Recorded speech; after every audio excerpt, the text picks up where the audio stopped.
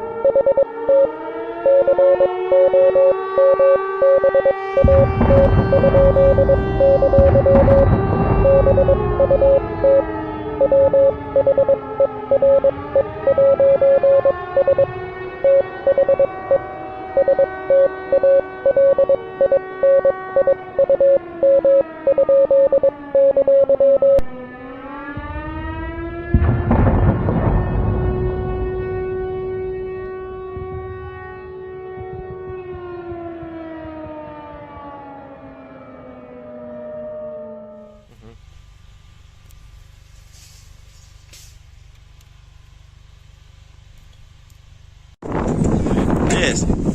The Leaf Spring Army sends its regards.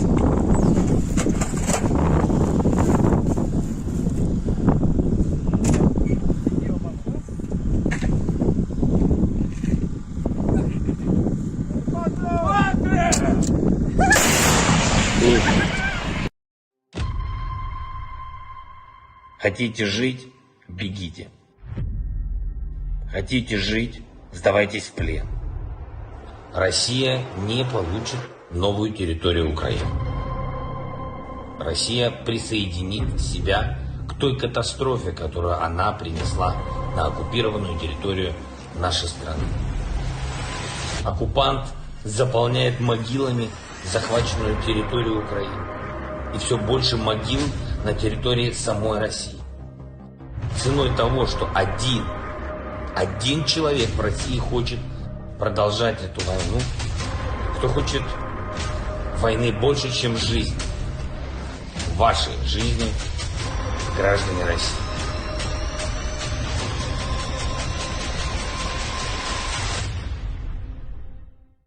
Русский военный корабль. Предлагаю сложить оружие и сдаться. Русский военный корабль, иди нахуй.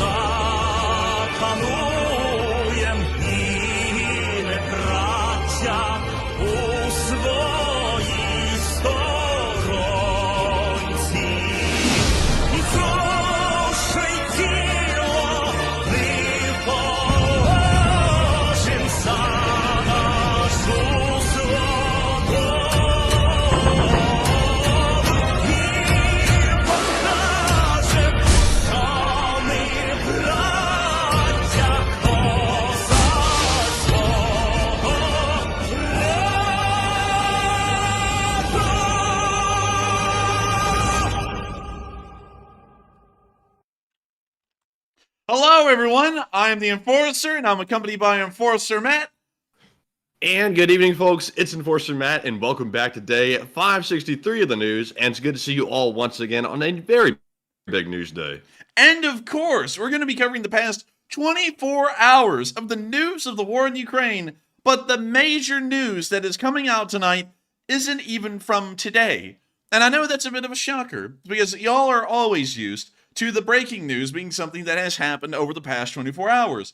But today, a video that was either buried by the Ukrainian Ministry of Defense for a month or two, or was classified by the Ukrainian Ministry of Defense for a month or two, has come out today that is changing the face of what the Russians have been saying about Western tanks for the entirety of their use on the front lines. This video that I'm talking about is truly amazing in what it shows, because it's the first time ever on film that we have seen a tank duel unfold, not even a tank duel, a onslaught against Russian main battle tanks and a single Ukrainian Leopard 2A6.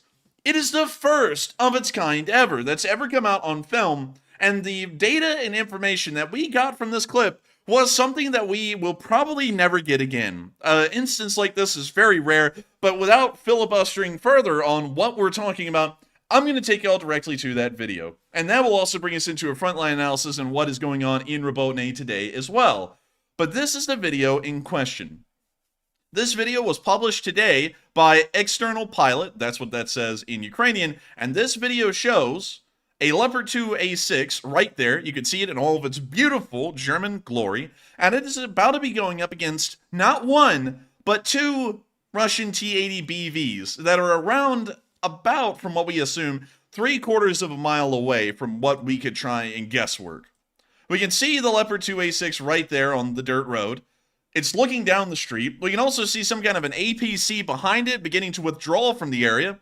The tank fires, and we can now see another drone that's facing in the direction of the T-80BVM, or more so the T-80BV. We don't really know what kind of a T-80 series tank this is. It could be a T-80BV or a T-80BVM. The only difference in between the two is the armor specifications and what kind of external armor is attached to it. But that is the tank that is going up against the Leopard 2. And y'all might notice something very interesting about this tank. The front glacis, which is right here, you can kind of see the very faint white paint that would have the massive Z on it, is facing towards the direction of the Leopard 2A6. But oddly enough, the turret itself is actually facing completely backwards and looking towards the hedgerow in the back. The gunner man, he got distracted. He said, "Oh, look, a flower split." And he spun the whole turret around to look at him through the scope.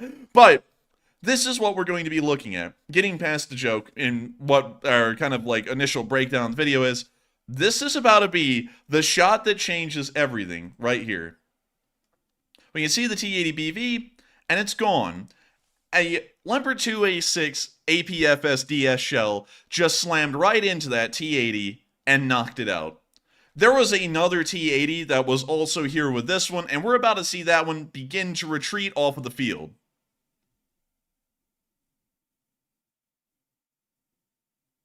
We can see the second T-80, the one that wasn't right there, that just got plastered by the APFS-DS shell, just went, "Sucker, bleh, badim, thrive!" And so we can now see them getting out of there. And oddly enough, their way of getting out of the firing line of the Leopard is to then race directly into its line of fire and down the street. Oh, that's that Russian logic, I'm telling you. Man, that is that Russian logic. This tank ended You up... have to go straight for the fire. Go straight into the fire. Oh, wait. What's it doing? Oh, shit. Dang, there was 3 of them. Where'd they come from? I only saw one the whole time. So let's go back to the beginning here.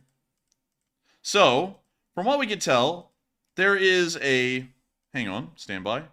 There is a T-80 right there. Apparently, there's also a T-80 that's obscured by the small tree line here, because this one gets hit. And then out of this area, this corner of the tree line, we just see a T-80 appear, but then starts moving on its way. And then there's another third T-80 down here, not one of the ones that was knocked out, that also appears and begins to move.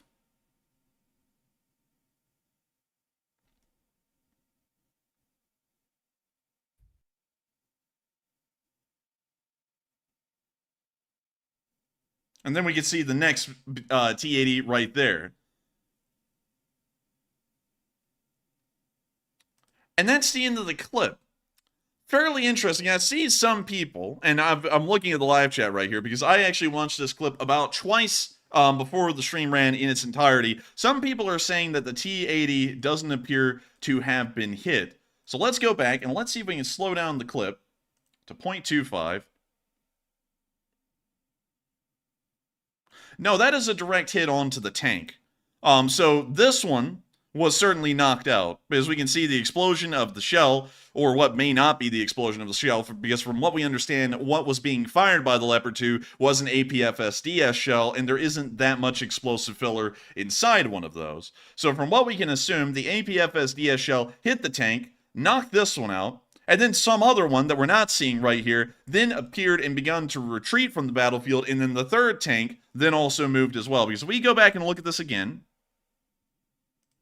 and let's see if we can get it right at the moment of impact. And I think we're about to get it. That is a direct impact to the tank. Like now, I just have to say real quick, because I see a ton of people saying this. I don't know why, because I haven't seen any evidence of it. But some people were saying that this footage might be edited. I'm not sure if that's true, though. From what we understand, there was a drone observing the Leopard 2A6, and then there was another drone that was apparently observing the Russian tanks further down the way and was communicating their positions to the Leopard 2. That's as much of an information or story as I've gotten so far about this video. But what we can see, and going back, because a lot of people are saying that the tank missed, the tank didn't get hit, this appears, from what we can tell, looking at the video in slow motion, that right there is an explosion directly onto the tank. It was not missed, and we can see that it was hit directly. Also, we've seen multiple tank shells miss before, even those of the APFS-DS variety, which are rarely ever used on the front lines. This would not be conducive to a tank shell missing. If it had not hit the tank, we most likely would have seen some kind of it almost would have looked like a massive bullet that would have just skirted along the ground, leaving a very thin trail of dust or smoke, if anything, for a very short while, and then it would have ricocheted off the ground or gone into it, and then just stopped right there. But regardless, it is clear that that T-80 was hit by the shell.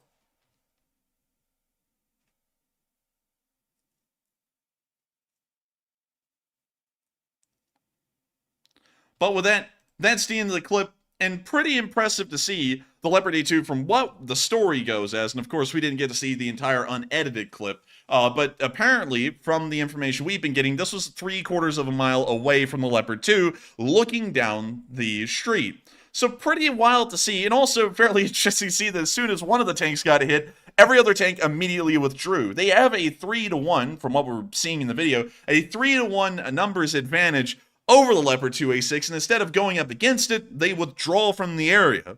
But moving on from that clip, and pretty wild to see, of course, this video came out somewhere around July, from what we know, and so it's somewhat older, but we've never seen it up until this point. It is still really interesting to see that apparently the Russian mode of operation is that if they get engaged by a Ukrainian main battle tank of a Western variety, the tanks immediately withdraw from the field. Their tanks do, not the Ukrainian one. But moving on from that and into the area of Tarasivka and into today's news around the Robotny front line, we also got to see a Russian mortar position getting hit as the Ukrainian forces appear to be preparing for another push in this area, and that may be happening here in the next few days. We can see the Russian mortar position operating, firing,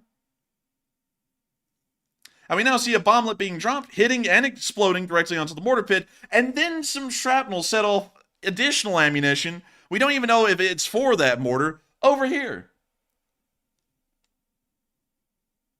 Man, that's hot.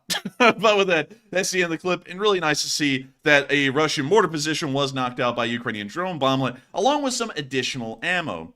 Going into a little bit of a frontline analysis from today, and trying to get the map to load, hopefully, we can see that over the past 24 hours, there have not been any, well, wait, hang on.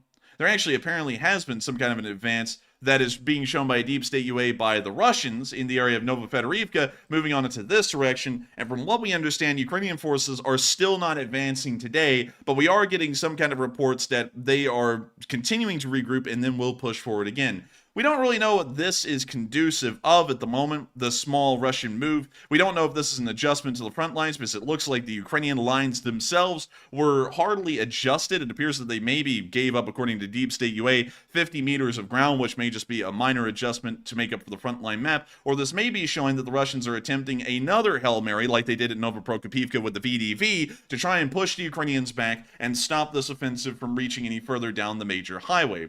From what we also understand, based off of our current force locations map for the Russian army, there are very few units that could be conducting that push. Most of them are inside of Rybove. It could be the 22nd Guards Spetsnaz Brigade along with the 70th Motor Rifle Regiment that is conducting that push, but there is not as much available manpower and units in this area as there is in the Novoprokopivka and Robotny area, respectively. There's a lot more Russian manpower in that area. We're also seeing, from what we still understand from this deployment map, which just came out yesterday, that there is a massive gap still on the Russian main line in the Surovikin frontline area, and the Ukrainians, of course, have been exploiting that over the past few days. We'll be waiting to see if this is just a frontline adjustment by Deep State UA, or if this is an indication that the Russians are once again trying to stop the Ukrainian offensive dead in its tracks by a quick offensive on one of their flanks. But from what we can tell, we don't really know what this will turn into at the moment, so we'll be waiting to see what that is. But moving on from that and into the other clips that we've gotten, we also got to see a video showing us some of the equipment, like the Leopard 2A6 we just saw a moment ago, that is being used by the 47th Brigade. The 47th Brigade is a fairly new brigade in the Ukrainian military, being raised specifically for the purpose of this offensive. It consists of around 3,000 to 4,000 soldiers using almost entirely Western equipment and vehicles like the Leopard 2A6 and other SPGs like the M109A6 Paladins that were also provided by the United States and other countries. But of course, this video was brought to us by none other than United 24, the amazing folks over there. It is a great channel, of course, run... Oh, dang, so we know it's about to be a bussin' cinematic video. Oh, yeah, it is. It's about to be one of the best videos we're seeing tonight. And so, without further ado, here is the video of the 47th Brigade that United 24 put out today. Video.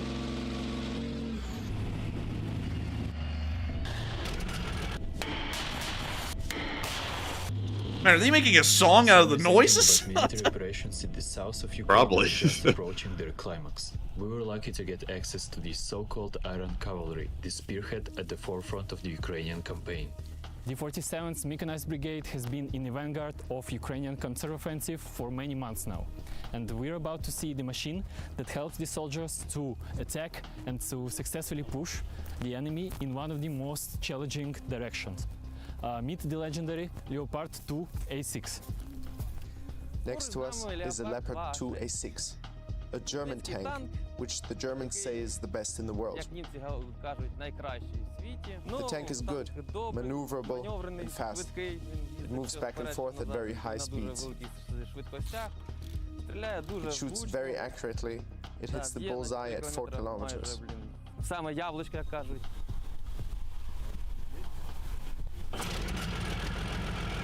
Oh, listen to that. Oh, it sounds good. Look at that rolling coal going on right there. Is to support and cover breakthroughs of Man, I think that thing wasn't rolling coal, it was blowing smoke. Like, that was just pure white smoke. Man, imagine a Russian showing up and being like, oh, he's a leopard. And then it just does that in his face. It just blows smoke into his face. Man, they'd probably like go up and inhale it all. Like, oh, great for the lungs, bliat. Dude, the Russians would probably try and get high off of it, man. They'd be like, this is healthier than crocodile. That's it. It's the new jumbo vape. Crew have been fighting in the Zaporizhia region in this strategically crucial direction, Orikhiv, Tokmak, Melitopol. Man, they're just flexing that thing, doing that. Precisely where Russian forces yeah. their most advanced and complex layer defenses. For this tank crew, this was the hottest summer of their lives. We head out and cover the Bradleys. We mainly work on infantry, on fortifications. But when we spot equipment, that's not a problem for us either.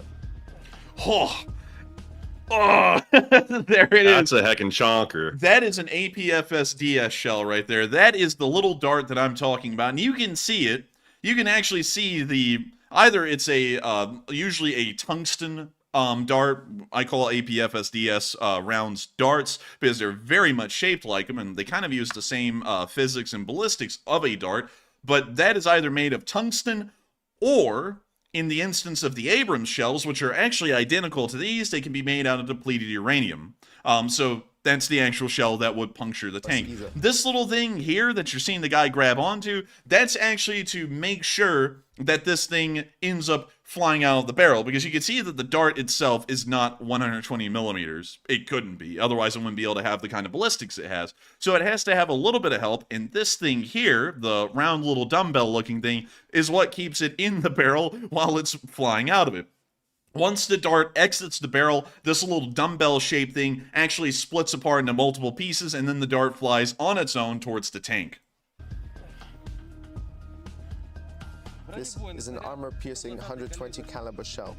It penetrates any enemy vehicle. Wait, hang on. I think we actually got to see the designation of the shell. Let's see here. I think that's it penetrates a DM53A1. We can actually get a little bit of armor ballistics information off of that. So let's go and pull up the DM53A1 shell. And it looks like we have a little bit of information on Military Wiki about the DM53A1. So let me go and grab that real quick. DM53A1. DM53A1 is a fairly new shell. So let's see. The best I can get us right now is the DM53. And let me see if we got any armor penetration specifications on this thing. Let's see. So let me go back up and find it. So it's going to be right there. So it's going to be the tungsten alloy one. So let me move that over. So it is, in fact, tungsten. It's not depleted uranium. Some people were saying it was. And it appears that it will be able to puncture around, from what I'm telling, 700 millimeters of rolled homogeneous steel. That's what we're getting right now. So how much is 750 millimeters? 750 millimeters, 2 inches is... No, that's not right.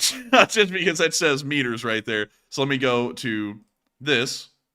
So 750 millimeters of rolled homogeneous steel would be just about 2.5 feet of raw steel. That's a lot.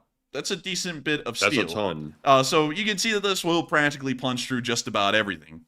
Any enemy vehicle. May's holding that thing like he really admires it. Like, this is a wonderful prize. Man, I think it really is a game-changing shell right there. Even ones made out of tungsten have such a metal density that it can largely get through any armor out there. It's very hard to stop one. Western tanks can't stop them in every situation. For example, from what we understand, you know, based off of general assumptions, if an APFSDS shell hit the lower glacis of the hull of a Leopard 2A6, it most likely would be knocked out. In a couple of other places, these shells would also go clean through the front. But in some places, like the turret cheeks of the Leopard 2A6, the angled ones that we see, the shell wouldn't be able to make it through. And also on the upper hull, we're thinking that they might not be able to make it through, but we're not entirely sure. On the Soviet-made T-72. His new workhorse is superior in speed, accuracy, sight capabilities and armor. The latter is the most important. Here in the Zaporizhia region, each square meter is dangerous, with enemy TJMs hidden in the tree lines, loitering munitions in the air and mines in the ground. Vitaly and his crew already experienced what is it like to be hit by a Russian Lancet UAV and run over an anti-tank mine. But as you see, the crew is strong and well, ready for the tasks ahead. Bombastic side eye. And it's unfortunate that the Russians had a lot of time. Dude, we got Young Gravy up here. He's one of the tanks. Man, that just hit me, man. That guy looked like Young Gravy, didn't he? He looks just like him. Very well, and we He's about to be like Mr. Clean. Because the fields are mined, which is a shame.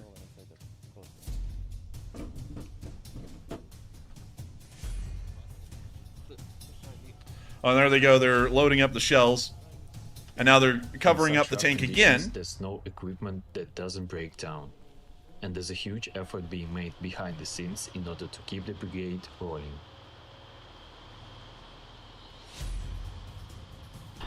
Here we are with the maintenance battalion of the 47th Brigade.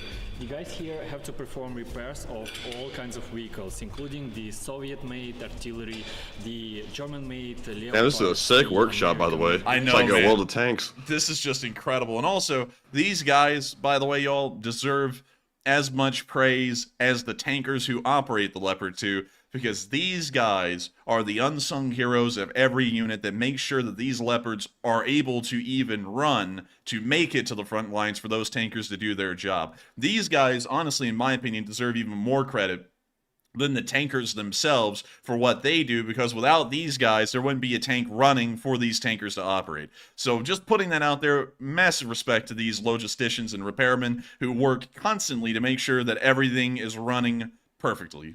Paladins, so they have plenty of work. Skilled mechanics in the world, because just look at everything they're working on. They're working on a Max Pro over there. They're working on an M728 recovery vehicle. They're working on another one that is a based off of a Paladin that is the ammunition carrier. I mean, they have to know how every single one of these vehicles largely works to even be able to repair them and then send them back at the front. So these guys are like your BMW, your Mercedes, your Volkswagen, Toyota, and Mitsubishi like repairmen all in one. And they're doing it constantly, day in and day out. Some good general mechanics right here. It's like Pep Boys Ukraine or something going on. Dude, man, some people would die to be in this workshop right now. I honestly would be one of them. He just had to restart. He was like, "Here we got the." Here we got. And then he's like, "Man, that rocked him. It really did." Cannon now uses the cluster munition provided by the United States. So we went out to find out how it affects the battlefield. America. Look, here we see the American Paladin in operations laying down fire onto the Russians. Beautifully. I love that like huge muzzle brake on the front of the barrel. That's pretty cool looking. Oh yeah, it's beautiful. 864 cluster munition with an electronic fuse. That means you can set the time when it should go off. It's very efficient. Paladin by itself is a powerful weapon, so why does Ukraine need cluster munition? The answer is simple, it's effective. The enemy horde is just too big, and clusters are the best way to target an area, with no need to hit each and every infantryman.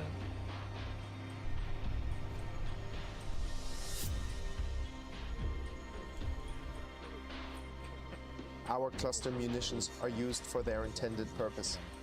They are used in areas where it is confirmed that there are no civilians. Like the forest. That there is only either military equipment or military personnel. Oh man, that Paladin is just something. I gotta say, that might be an old SPG. I mean, hell, Paladins have been in service in some way, shape, or form since the Vietnam War, but I gotta say, it still stands up in the looks department as being one of the best looking SPGs out there. We report on all the shells used, which means each step is recorded. Кожен снаряд, яким ми стріляємо, є запис, куди він лягає, куди ми відпрацьовуємо. M109 Paladin is the US Army primary tool of indirect fire support. Despite its range being up to 24 kilometers, the crew now works with the targets less than 10 kilometers away.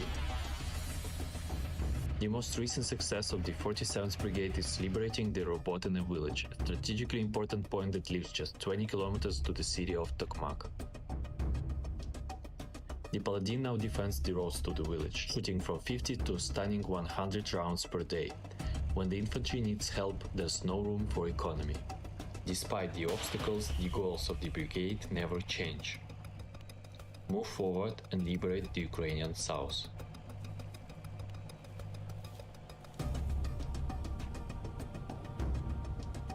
I do see that we are moving forward, but it's very difficult. Рухаємося вперед. Але дуже важко.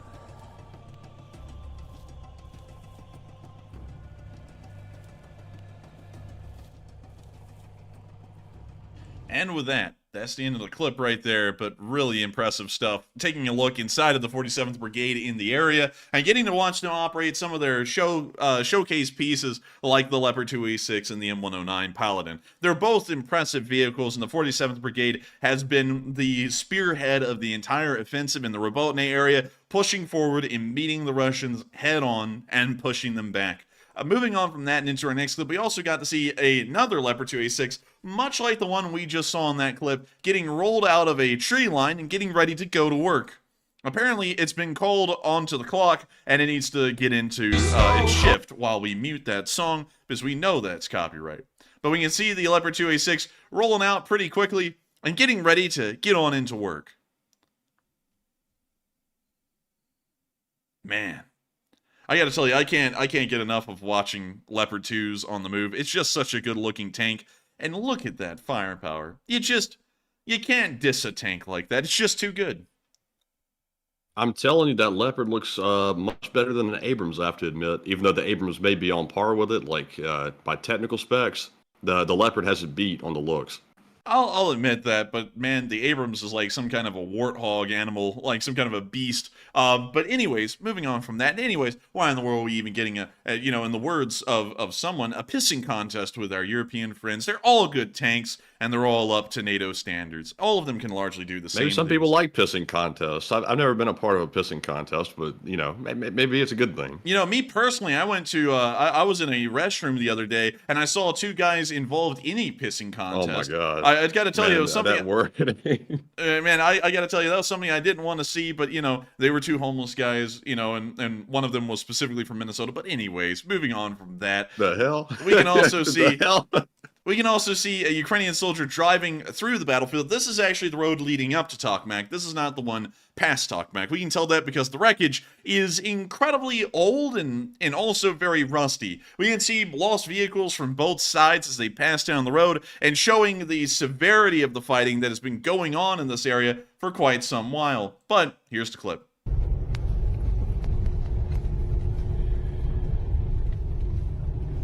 We can see them passing a knocked out, what appears to be one of the Finnish, I believe, armored cars, kind of like a VAB. I forgot the exact name of it.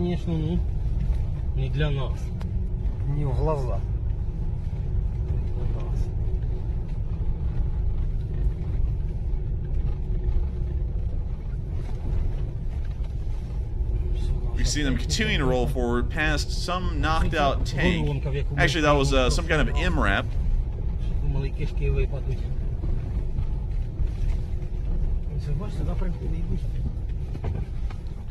can also see them passing another vehicle. This one appears to have been flipped over, and we can't really identify it.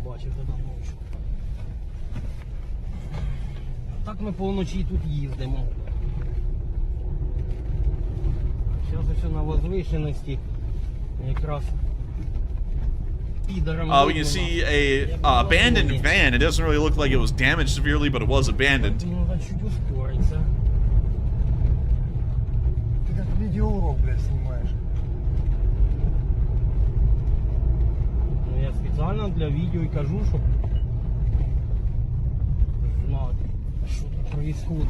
We can see a destroyed, what appears to be Russian BMP that was on the road, as well as a main battle tank. Let's see if we can see a Z. And we couldn't really see one there. We can't really see any identifying markings on this tank, and it looks like it was largely abandoned rather than knocked out. It's a T-80BV, but beyond that, we can't really tell much more than that. We don't know if it's Russian or Ukrainian. Він дивився туди, по направленню в посадку, а це його, походу, так рвануло цей танк, що аж башню розвернуло. О, і пікап уже тут остався чита, бачиш, а не було пікапу.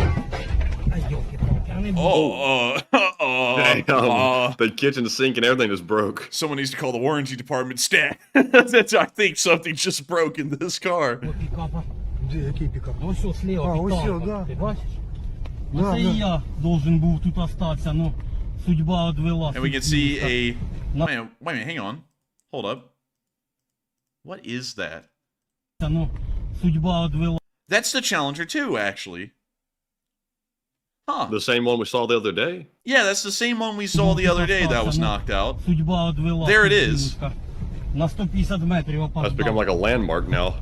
So apparently, this is actually them leaving the area of Rabotne. From the front lines, they're driving north, not driving south. So that's pretty interesting. We actually got to see everything leading up to that. So pretty interesting to see everything that is on that highway from beginning to end.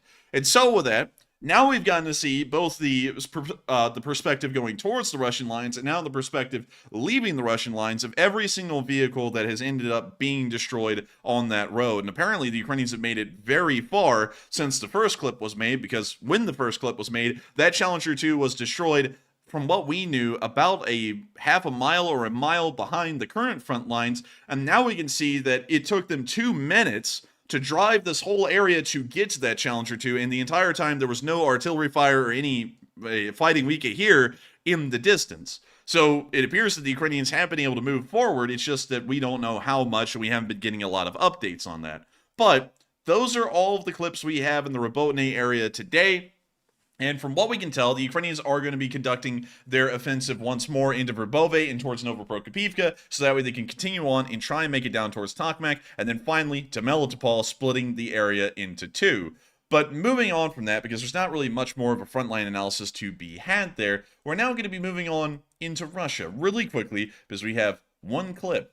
Of course, as y'all know, drone attacks from Ukraine have been significantly increasing over the past few weeks and months as the Ukrainians have started to bring the war to Russia and attack strategic military infrastructure inside of the city of Moscow and other areas in Russia, even reaching as far north as Skamp, which is just 30 to 50 miles away from the Estonian border and is the most northerly attack that we've ever seen the Ukrainians commit.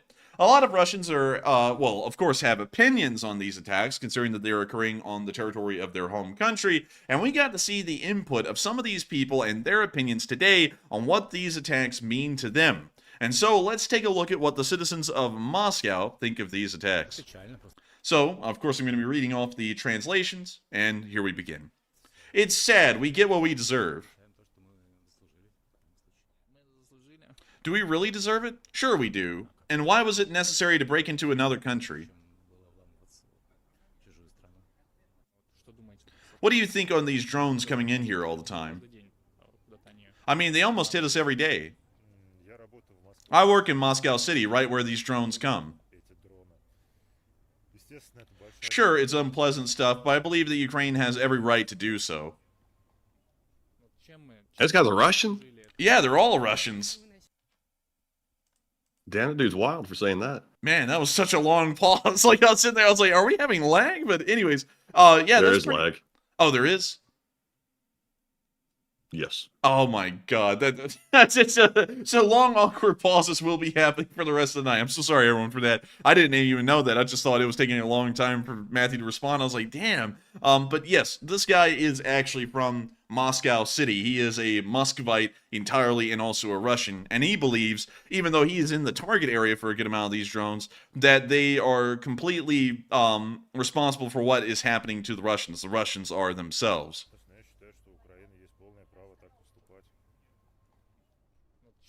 What did we deserve it for? By going to war, by being at war. We're the aggressor country. Therefore, we must also be punished and our cities must also be destroyed. Damn, these people are hardcore. I mean, like, I've never heard people in Russia sit there up until this point and go, oh yeah, we ought to be bombed to hell for what the country's done. It's like, dang. Like, this is actually shocking. I've never even heard comments like these from Russians before, even if they didn't like the war. I've never heard anyone go this far, and we've had 3 in a row say this. Just as we destroy other peaceful countries, how can we make sure they don't come at us? Stop the war with military actions. How many years Ukraine exists? Well, a lot. Before that, did anything at all fly into Moscow and explode from there? At times of the Soviet Union, USSR, and even before that. I doubt it. Then maybe the reason is not the existence of Ukraine, but in something else. What the hell did she even mean by that? I gotta be honest with y'all, I'm not even getting what she was trying to say there. But, you know, another thing I was going to say is when she said, did anything fly from Ukraine and hit Moscow? Well, no, because flying aircraft have only existed for about the past 100 years, so it'd be pretty hard for anything to fly at Moscow, you know, considering how recent the invention is. But anyways, moving on from that, I'm too surprised by the fact that people don't seem to give it the attention it deserves.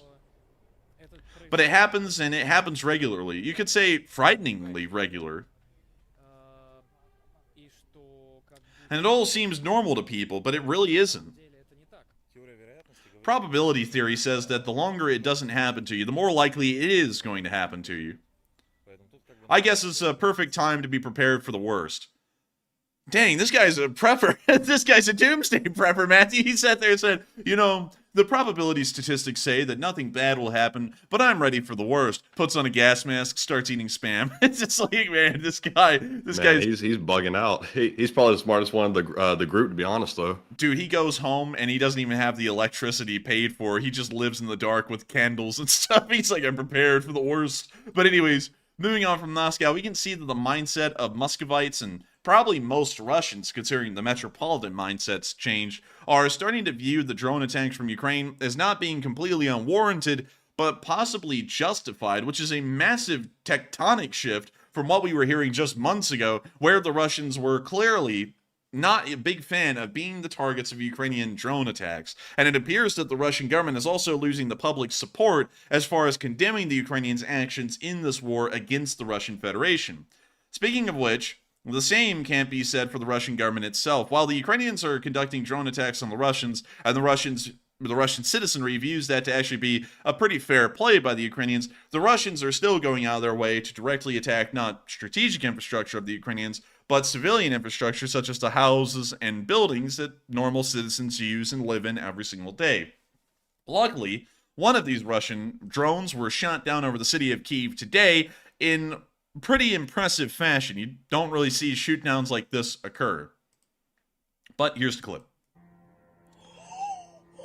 And when you see the drone being blasted right there, that's the end of the clip. But of course, amazing to know that Ukrainian air defenses are working all out to ensure that Russian drones do not make it to their target if possible. Another big bit of news today that came from the city of Kyiv is that one of the first Japanese delegates has arrived to Ukraine itself. The Ukrainians didn't travel to Japan, and they didn't meet over Zoom like has been done before. This is one of the first instances that we've seen a Japanese foreign minister ever inside of the territory of Ukraine. According to the information that we got from this Reddit post, this is Japanese Foreign Minister Hayashi Yoshimasa, who arrived in Ukraine today. He's going to be meeting with the Foreign Minister Dmytro Kuleba, and he'll be talking about Japan's,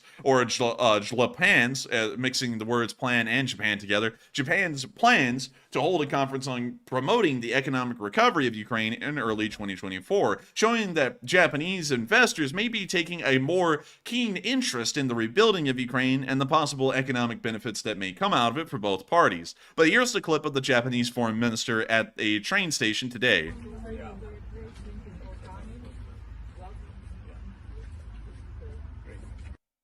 Very interesting to see, and also something that's very interesting is that this is starting to show a little bit of a shift in Japanese foreign policy. Japan is a largely isolationist country, and of course many of y'all know that after the Japanese were introduced to the United States, largely against their own wishes in the 1850s, they have been constantly trying to reach out around the world and find out what's going on out there and how to improve. They've been brought into the modern world greatly since the beginning of the 20th century and are largely considered a part of the modern Western world by all means. But nevertheless, the Japanese, since the Second World War, largely tend to keep to themselves, especially in foreign dealings with investments in foreign countries. Of course, Japanese industry has spread all around the world, and Japanese company names like Yamaha are known to many people. But regardless, the Japanese don't really get involved in heavy investing or heavy growth in other countries. But the arrival of the Japanese foreign minister in Ukraine today may be showing that there is a bit of a diplomacy or policy shift in the Japanese government, and they're now going to get actively involved in investing in foreign nations' economies, not their own businesses, and trying to see about further growth and development there, which is very big, and hopefully we'll be seeing that the Japanese get heavily involved. They are the second biggest economy in the Western world, behind the United States only. And that's something crazy to think about. The Japanese GDP is $5.3 trillion annually. It is a nation the size of California and has a $5.3 trillion economy. So if you want anyone investing in your economy, it would be the United States and Japan, both, considering the amount of money that both of them have. The Japanese, however, have a very weird way of going about this due to their economic structure. Unlike the United States, which has massive companies, but also a large amount of smaller companies inside of it as well, and when I say small, I mean, companies that are making about $1 billion or less a year, which, while being massive, is still relatively small compared to the massive power players in the United States. The Japanese have an economy that is solely based around massive industries that practically control every single facet of them. They are monopolies for the large sense. Back in the day, some of y'all may know about this, these companies were called the Zaibatsus, and these few companies, there was really just a handful of them, ended up controlling nearly every single economic aspect of the Japanese way of life, and to this day, they largely do. Many of y'all may know of names like Yamaha, and Yamaha produces practically everything from electric pianos to motorcycles and everything else in between. Some of y'all may also know about Toyota and many other companies like that. Japan has massive industries, and it means that their economy, when interacting with the rest of the world, operates in a completely different way than the United States, where the United States has massive investment firms that will help foreign countries' own businesses to grow, and then there's a benefit in the United States for that. Japan largely only has their Zaibatsu remnant companies to sell to the rest of the world. Nothing wrong with that, it's just a completely different economic model to work off of, and something very interesting that we'll be watching is how the Japanese economic structure begins to cooperate and work with the Ukrainians as the war progresses. But a very interesting development nevertheless, and hopefully the Japanese will be able to throw in a great deal of help to the Ukrainians in rebuilding their economy and have a mutual relationship coming out of it in the end. But with that, we're now going to be moving on from the news in Kyiv and moving on into our location unknowns. We had some really interesting ones today, not a lot of them though, but before we get into that, many of y'all have been talking in the live chat about all the things that have been happening over the course of the war today. And Matthew, what do we got? All right, let's go ahead and hop into our first poll segment. And our first poll says, Russia has struck Romania with a drone for the second time in just days, and this time closer to civilians. And what are your thoughts? It looks like 37% said it's 100% a test of NATO's resolve by Russia, 29% said it's just another reckless incident. 27% said it seems intentional and most likely, and 6% said unsure. And on this one, I am 100% sure that this is a test of NATO's resolve. This is not unintentional. It doesn't happen that quickly in rapid succession, and this time even closer to civilians. And Romania has fessed up to it, like I said earlier in today's short war video. And NATO is standing in solidarity with Romania. That is the response. Very weak response. And that is not going to lead to anything good, the way that NATO is responding to it. It's very weak. And ultimately, I think that's going to be more detrimental than simply short-term consequences. But Enforcer, what say you? And what happened? Reread the line. It says Russia has struck Romania with a drone for the second time in days near civilians, and thoughts.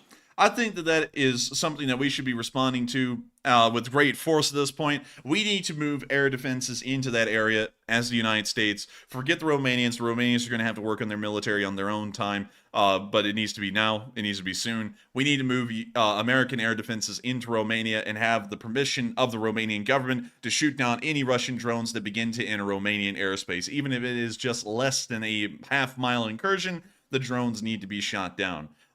A weak response by the United States and the rest of the NATO alliance is going to be showing weakness to the Russians, and that is something that they are going to begin waving around in the propaganda sphere, and people are going to be thinking that the NATO alliance is scared of confrontation. One thing needs to be clear about the NATO alliance's actions against the Russians. They are not scared of the Russians. We are avoiding a war, but that does not mean that we are scared of confrontation if it is necessary. And in this instance, it is clear that confrontation by shooting down these drones is a necessity, considering that Romanian lives are at risk and they are a part of the NATO alliance. Every NATO member has sworn to protect the other with all of its abilities and the might of every country combined, and I think that it's time that we step up on that agreement and that promise and ensure that no NATO citizen of any NATO country has to live under the fear of a Russian drone coming down through their roof and killing them and their entire family. And so with that, I hope that does address that fairly well, at least in my opinion, and with that, we are on to the next one. All right, and our next poll says NATO began holding military exercises in the Baltic Sea today, and the Black Sea begins next week. And what are your thoughts? It looks like 43% said it's just a routine exercise by NATO, 27% said it's a cover for NATO mobilization, 20% said it seems like something big, and 10% said unsure. And on this one, I'm a little bit unsure because I think there's a ton of planning that goes into these exercises. They don't simply pop up overnight. I'm not sure exactly how long we've known about the Black Sea exercises, which are coming up very soon, the Operation Sea Breeze, but the Baltic Sea exercises are happening right now, and obviously Russia is not going to take kindly to that, but they definitely are not going to take kindly to those Black Sea exercises, which are going to probably create an incident between us and Russia, would be my guess, because they're having a problem with our drone flights, and now we're sending in naval ships right off to the left side of Crimea, which will be a pretty big deal. Russia doesn't have any right to respond, but that doesn't mean that they won't try. So, Enforcer, what say you? I would have to say that NATO war games largely are something that isn't just ad hoc planned. They take massive amounts of planning over usually a year or even longer than a year, especially if there's a lot of moving parts to them, and it's something that we don't just do on the spur of the moment. For example, a lot of y'all always hear about the United States holding the quote-unquote largest war game ever every single year in South Korea. That is something that is planned out annually with the United States and the South Korean military, so that way we can make sure that both of them will be able to work together in the event of a conventional land war with North Korea or anyone else in the area, China. But moving on from that and, just getting that out of the way, this is something that has been planned for a long time. Usually they are planned for a very long amount of time, but they also have the purpose of sending a message to foreign countries. And as far as the NATO alliance is concerned, every time they hold a war game, their message is being addressed to the Russians, in that they are prepared to go up against them. Hopefully that's the case, and hopefully we'll see that this war game is pulled off well, but it's certainly trying to send a message to the Russians that we are not going to play around and we are ready to go to war with them if need be. But with that, I hope that does address that fairly well, at least in my opinion. And with that, we are on to the next one. And also, I've seen some people saying that maybe these exercises are NATO's response to the incident inside of Romania. And I don't think that is the case because, like an enforcer said, and like I said, this has probably been in the works for a long time. It didn't just pop up overnight. So maybe the drone attacks that Russia are doing right on the port of Renai, which is right next to Romania, is because of those upcoming exercises. And maybe the drones flying over into Romania is supposed to send a message to NATO that they're not liking the upcoming exercises. That could be what that is about, if you believe it's intentional. But certainly, this is not a response. So some people are making the argument that NATO is doing this to send a message to Russia. While they're certainly doing that, it's not because of the drone incident. So NATO should do something much more severe than that, or otherwise you're going to lose the edge of deterrence that we had. And I would have to agree with that completely. Another thing that was just brought up in the live chat by Plexus Gaming is he said, look at the story of the Able Archer exercise in 1983. And that one was actually a very interesting exercise because it was on such a large scale. The Soviet Union was actually scared that that was hiding NATO launching a surprise attack on them because the Soviet Union was clearly becoming economically weak. It was such a major response by the Russians. People were scared at that time that nuclear war was going to break out in between the two because the war game had provoked such a response by the Soviet Union. Of course, none of that ever happened, and the Able Archer war game continued on. But let me go see how long in planning that one took. Able Archer war game. Let's see if we can get an answer to at least how long this lasted. Let's see. Introduce several elements. Operation rights, psychological operations. Sadly, we don't really get a lot of information on how long this has been planned. We only get the duration that it lasted and also what the goals of the war game were, and also the American-Soviet responses and all that stuff. So sadly, I can't say how long the planning phase was, but that war game was so large that the planning phase would have probably been over months, if not at least a year. But with that, I hope that does address that fairly well. And with that, we are on to the next one. All right, and moving on to our super chat questions, we were fresh out of polls. We have a very generous $100 donation from a channel legend that has returned once again from Donna Olson. And thank you very much, Donna, for that very generous support. She said, Zelensky is sexy AF. Slava Ukraine. Take a question from the chat. I'm too sexy for my shirt. But still, thank you so much for the support, Donna. Slava Ukraine. Slava Ukraine. Slava lift. But still, thank you so much for the massive amount of support, Donna Olson, and helping this channel to keep on running. And of course, I can't make a comment on that. But one thing I can say is, Slava Ukraine, Slava the grain, Slava the gain split. And also, we will make sure to take a question from the chat. And thank you so much, Donna Olson, for being an old guard of this channel and supporting us to help us to keep this thing running. Y'all help us to be able to do this as a job, and y'all help us to be able to make our way through law school, and hopefully accomplish that in the end of about 3 years' time. And so with that, thank you so much once again. I hope that does address that fairly well. And thank you so much once again for being a legend. And with that, let's get the live chat. And the live chat question goes to Miss Disa, who says, is the U.S. moving military assets to Romania? Yes, we have actually been in the process of moving U.S. U.S. assets to Romania since about the beginning of the war. The 101st Airborne has been in Romania for quite some time at this point, in the area of what we understand around the town of Buzău. I know I'm butchering that, and I'm so sorry to all of our Romanian viewers like Andre Mogason, who is probably watching tonight. I know I'm butchering that name, but they're somewhere in that area. And there's also a couple of other units that are there as well. I believe the 82nd Airborne Brigade is also there as well. I believe they're mostly airborne units at the moment, from last we heard, but there could also be additional U.S. forces there at this time. We also understand that there is a Patriot air defense battery somewhere in the mix inside of Romania, but we've never seen it brought forward to be used against Russian drones at this moment. So that's largely what we know about the situation in Romania, but to answer the question, yes, we have been in a constant process of moving U.S. forces into Romania and also into Poland as well. And so with that, hope that does address that, and thank you so much once again for sponsoring that live chat, Donna Olson. And with that, we are on to the next one. And the next one goes to Santiago Flores, who puts in a $20 donation, and thank you very much, Santiago, for the support. He says, good evening for the Pizza and Coffee Fund. And is pizza the #1 food of the college student? And we need a poll. Also, your show is real mostly when both of you have different take about a subject. You guys are real. And thank you, Santiago. You're real too. And thank you so much for the support, Santiago. You a real one. And and also, thank you so much for the coffee and pizza fund. Folks like you who support this channel help us to make this thing possible. And I got to thank you so much, Santiago, for also sticking with us for such a long time and helping us to be able to do everything behind the scenes and be responsible citizens and be able to do everything we need to do. But nevertheless, pizza is probably one of the #1 foods for college students. I'm not entirely sure because, to be quite honest, I don't really know. We don't really get to talk to a lot of college students, and also our lives are completely different than most law school students because I practically just do law school and then work nonstop on this channel.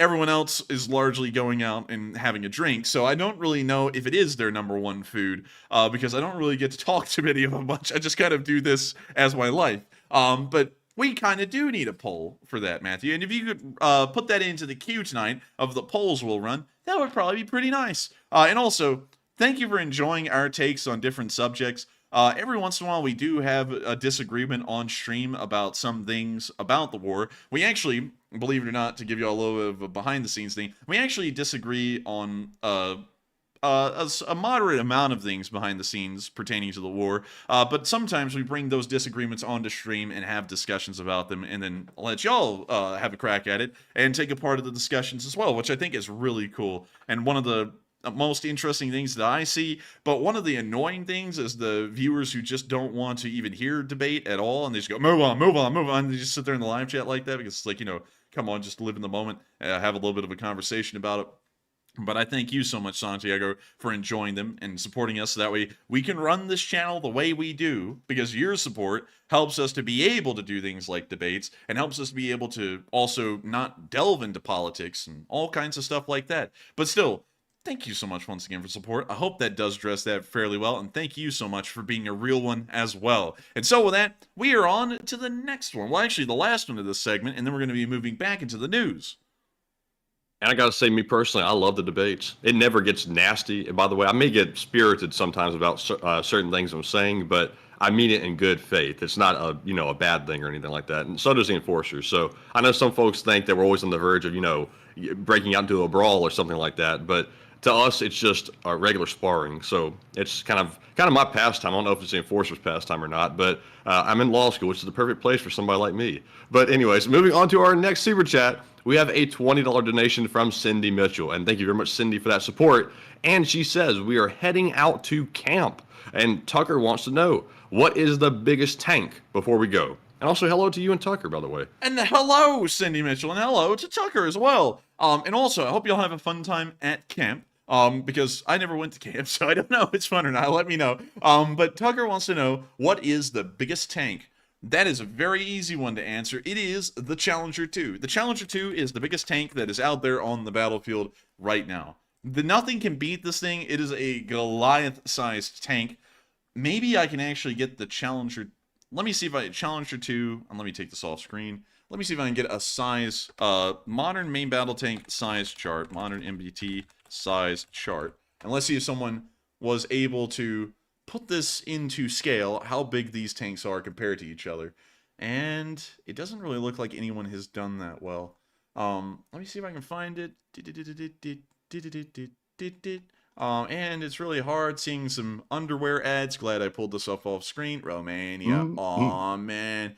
Oh man. Oh no. So I think this is going to be. Oh yuck. Oh no. But let me see here. Damn, it's this is tough. So this one actually doesn't have the proper scales. Oh my god, I can't show y'all. There's no graph out there. So let me do Challenger to size comparison. Let me see if I can find it that way. So let's see here. Oh my lord. Okay, so this is probably the best example I can get. These are two 1/16th scale models. I think this is the closest I will be able to get to showing y'all a size difference or comparison in between two tanks. That is a T90A versus a Challenger 2 in size. The Challenger 2 is longer, it's taller, it's also a little bit wider. Here's an actual picture of a Challenger 1 Mark III versus a T62 main battle tank. And that also gives you kind of a good idea of the size difference. We can also see a picture right here, taken from the invasion of Iraq, where there is a T-54 on one side of the street and a Challenger 2 over here. Also giving you a little bit of a size comparison on how big the Challenger 2 really is. It's a massive tank. It's just huge. And I don't really think there's any other Wait a minute. Oh, hold up. This is probably the best picture comparison we have. It's still not great because the Challenger 2's turret is a lot taller than the Challenger 1, but as you can see, it does stick out a little bit as being taller than the rest, and for that reason, that's why I say it is the biggest tank. Compared to NATO tanks... What is this, a pissing contest or something? Oh, let's not make it a pissing contest. But it is a larger tank. It's the largest one out there from what I understand. And we can also see the Vickers Mark 7 down here, which never really made it into service in really any regard. I think the Indians maybe had a few of these, and South Africa also had some, but beyond that, they didn't really go into massive service anywhere. But there's kind of a little bit of a comparison. But what's even crazier, and I'll show you all this one, is that this is a replica Mark IV tank from the First World War compared to a Challenger 2 in size. And what's really weird is that it's not that much smaller than a Challenger 2. You would think that a World War I tank would be, but oddly enough, it isn't. But it is a lot lighter, though, that I can promise you, because they didn't have engines to lug around like 65 tons of armor back then. But with that, I hope that does address that fairly well. And thank you so much once again for support, Cindy Mitchell, and helping this channel to keep on running, because folks like you make this thing possible. I feel like that's almost like a phrase at this point that could be coined and put on a shirt, because we always say that it makes it possible. And I feel like we thank everyone so much and largely almost say the same things each time, that I don't know if folks really get the idea that it really does help us to keep the thing running. I'm always wanting to find new ways to thank y'all, so that way it actually sounds like it means something. And I hope me saying this shows y'all that we try and put effort into thanking everyone for their support, because I know how much it takes to earn $1, and out of everywhere y'all could have spent that, y'all spent it helping to support this channel to help us keep this thing rolling. And so thank you so much to everyone who supported the channel and continues to support us and help us keep this thing rolling. And I hope we did answer that question well, and I hope that's the answer that Tucker was looking for. And so with that, thank you so much once again, and it's now time for us to move on into our location unknowns. Starting off with our first one, where we saw some pictures, some sneaky peeks of a new 800-kilometer range drone that the Ukrainians are going to be using in the future. And oh my, that's a pretty big one. Oh my, is that sunlight edited in, or is it just naturally that nice looking? It's naturally that nice. They opened up the hangar doors just to get that look. It's like that music should be playing, that person going, ha, ha. Man, you know what needs to be playing? That Gangster's Paradise. You know, that one, you know, they need to do that one. But anyways, moving on from that, really nice to see. Don't really know a lot about this little drone, but hopefully we will get to know a lot more about it a lot more soon. And with that, we're moving on into our next bit of location unknowns, where we also got to see the Ukrainians taking some wrecks of some Russian Su-34s and turning them into art. We're also not going to be listening to that song. It's copyright. But there's a Russian Su-34 right there. That's actually an Su-35 or something similar, not an Su-34. But there we can see the one in question being shot down a few months ago. We can see the wreckage. And here comes the art. We can see them cutting this thing up. We can see them taking out the screws, because of course modern fighter jets are made of screws. We can also see them taking a Ukrainian Trident and then taking a piece of the Su-34 and clipping it on. And also putting in the coordinates of where exactly this plane was shot down. And they're now available. What do you know? And they're now available for y'all on Tridents. Beautiful stuff. Damn, it got stabbed by the Trident. I gotta say, those are really cool. That is kind of sick for real. It's got a cog and a gear at the bottom of it. That's pretty unique. Yeah, I gotta say, I like it. I like it, man. It's pretty But anyways, with that, we are now moving on from that little clip. Of course, really neat to see them turning some of the shot down planes into art. And we're now going to be moving on into a British Ministry of Defense report. This is what the British Ministry of Defense has been getting on the situation. Now, I gotta be honest with y'all, if y'all are looking for an external source to get an idea of what's going on in the war, I can't really recommend the British Ministry of Defense enough. The British Ministry of Defense has largely been correct with every single statement they have ever made. They're very straightforward and incredibly observant statements, unlike those that come from the U.S. Department of Defense, which are somewhat dodgy, I have to admit. The British Ministry of Defense is really on par with their reports and analysis of what's going on, and that's also why we sometimes use them on stream to give a little bit of a better breakdown of what's going on, because they're incredibly accurate based off of our research. But with that, elements of the Ukrainian armed forces have advanced into the multi-layered main Russian defensive line east of the town of Rabotny. That's the Surovikin line. Ukrainian dismounted infantry forces are continuing to make gradual tactical advances against Russian positions and attrit Russian forces in the area.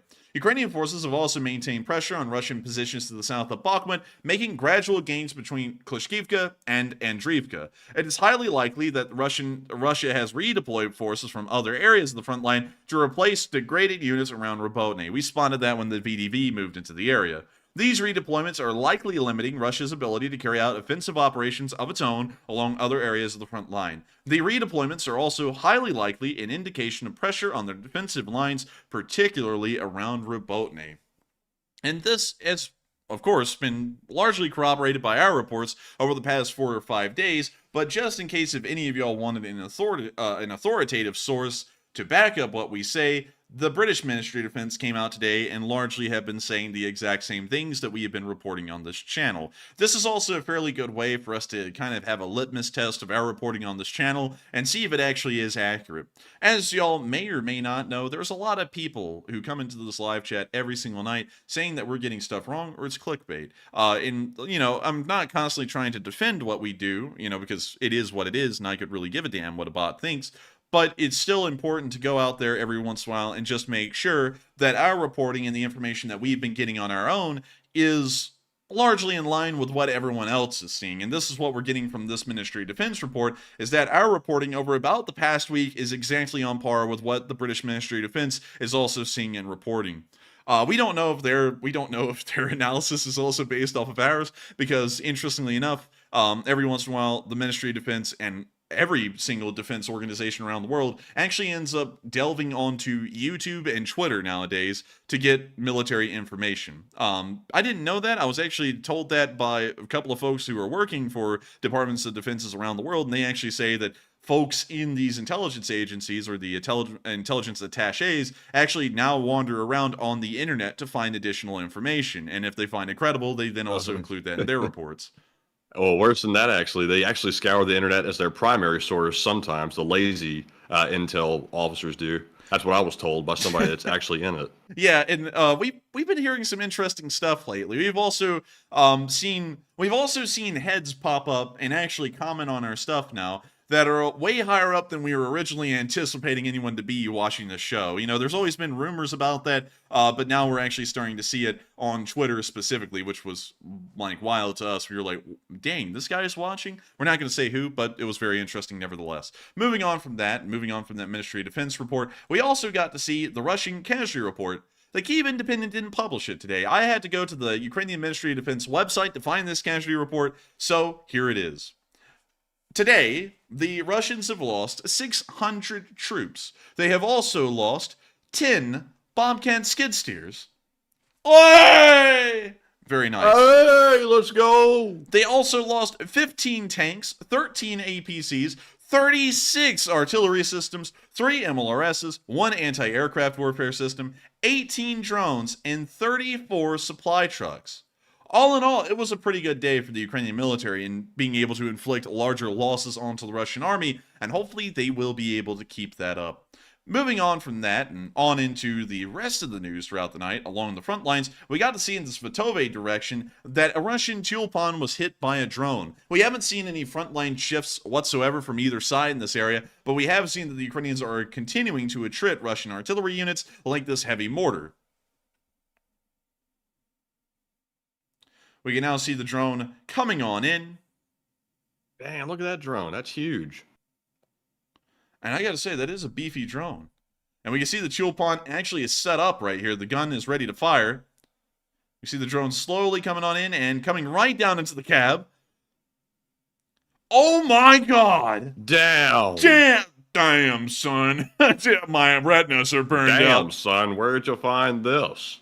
Oh my lord. The barnyard. You know, it just hit me why it blew up like that. Notice what it just hit. That was one of the mortar shells right there sitting on top of the tank. Actually, 2 of them. That's a good placement. Dude, the Russians sat there and went, what could go wrong? We're just going to put them on top of the freaking thing. It's not like the freaking mortar's going to go nuke. Oh, sorry. I had the timing off right there. It's not going to go nuke. And then it just. Oh my. Why do they look like those Acme style missiles or something? They look comical almost. Dude, Porky the Pig was about to pop out of that mortar crew and go, adjust coordinates. That's it. It was going to do. That's all, folks. Dude, meanwhile, from about a few miles away, call this Chulpan Beirut, because this thing blew up like a freaking ammonium nitrate pile. Like, goodness, that is unbelievable. Golly, you can't really believe that kind of explosive firepower is had in those shells. But then you watch them blow up on top of a Chulpan, and you go, oh, yeah, those are like small nuclear bombs nearly with the amount of explosive filler in them. But with that, that's the end of that clip. Amazing to see another heavy mortar destroyed. And moving on from that and into the area of Krasnoyarsk, we also got to see Russian forces being hit down there by the 40th Artillery Brigade of the Ukrainian Army. Here we can see the Russians. They're going to also be hitting them with crabs. They're giving them crabs today. Ugh. There's the crab firing. And here comes the hits. We can see it's cluster bombs. Ah, yes. Those Ukrainians are getting nasty on the Russians. Man, they whipping out that nasty on them. Oh, man. And they were hitting them quite efficiently. Man, FAL is also a rifle. You know, the FAL is a really nice rifle. That's a FAL. And there goes the artillery piece, it appears.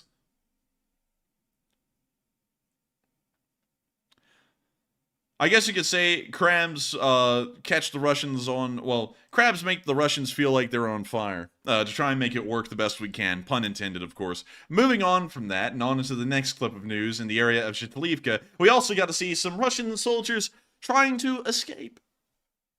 I don't know why I said it like that, but here we can see them trying to escape. And they managed to dodge the Ukrainian kamikaze drone. So they did, in fact, attempt to escape. Heavy metal ensues.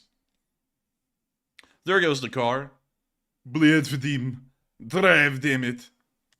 When you see the drone coming in. Oh, dear. And we see the car going a little bit faster. Drive, damn it, drive!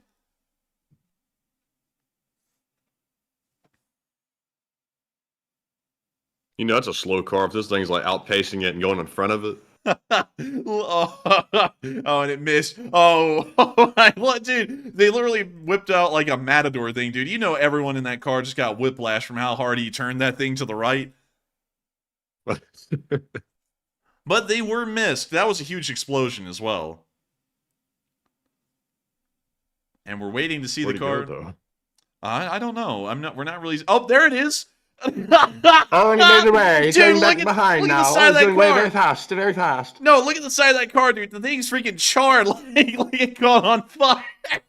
Dude, he was like sideways burn, but he's okay. He's leaving quickly. Oh, wait, hang on. You're talking about the 1930s narrator guy. Let me go do that real quick. He does scurry. Look at him scurry so quick. Oh dear. 100 miles an hour. Nada. It's not even possible. Oh my dear. It's got a V8 put in it. Oh, where'd that come from? A Chevy big block. Here we can see the Russian Lada trying to race away, and we can see the drone viciously fly towards it. And hello! It appears to have hit. The Russians may have been burned, but alas, the Russians have in fact survived. And we can see them driving out of the wreckage. Further north, the side of their car charred, and their egos charred as well, but nevertheless survived. Absolutely incredible. Dude, that thing really did Look get at Lada turn into a Lamborghini. It turns into a Lamborghini when bombs hit it. Vitalio, you know what that means? But, dude, that thing got roasted. It may have missed, but it got roasted on that one side of the vehicle. Moving on from that, in that crazy clip. We're now going to be moving on to the very edge of the Kremenna Forest, where we saw more Ukrainian forces moving into the area. Ooh. There we can hear the copyrighted music, and we can begin to hear the propellers of the planes beginning to rear up as Warner Brothers is sending their attorneys to sue us into the ground. Though we can see the Ukrainian soldiers, of course, riding on top of their BMP in good spirits. So with that, that's the end of the clip. Good spirits. That guy in the middle is not good spirited, but everyone else that is. dude looks like that, what's that guy? Skimpy or something. What's that guy's name that's like in the cartoon? You know what I'm talking about? He wakes up in the morning and has that bad look on his face. Ren and Stimpy? Yeah, that's Dude, he kind of does, man. You know when with the helmet like tipped over to the side a little bit, he looks like the cartoon depiction of an unhappy soldier. I don't know what it is, but anyways, with that, we're now going to be moving on from that clip. Dude, I said high spirits, and then that guy showed up in frame and completely defeated the whole statement I was making. But anyways, moving on from that area and down into the Bakhmut direction, I'll be showing you what it's been looking like over the past 24 hours there. And so here we go. Here is the 8th. Here is today. No frontline advances, so we're just going to be showing the clips. But moving on to the Bakhmut, we saw some of the few Ukrainian units that are in that city taking a small break in this clip. We don't really get to see a lot of these guys, but we did get to see them right here.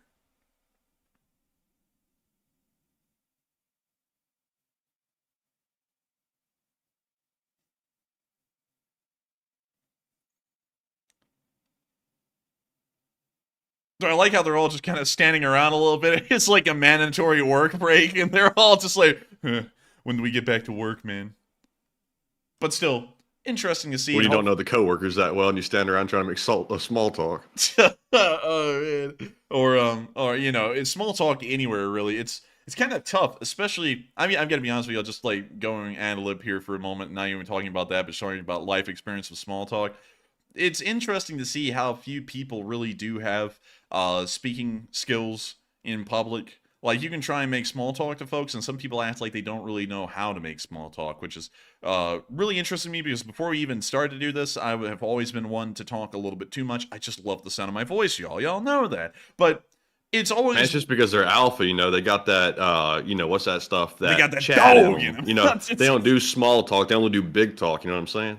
Oh, yeah, man, they only do the big talk, and then when they get to the big talk, Eric goes, oh, I'm scared, I can't do group presentations, and you go, what the hell, you were the one wanting to be the designated speaker, get up there, it's like, go talk. No, they're doing that medium talk, maybe not the big talk, but the medium talk.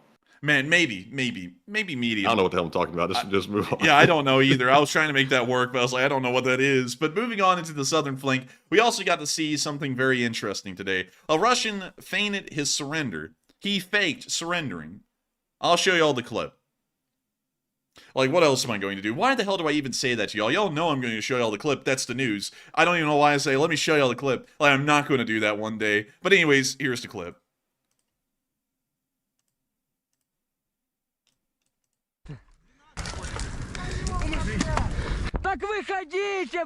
Here they're yelling to the Russian to surrender. The Russian then comes out while he's supposed to be surrendering and throws a grenade out.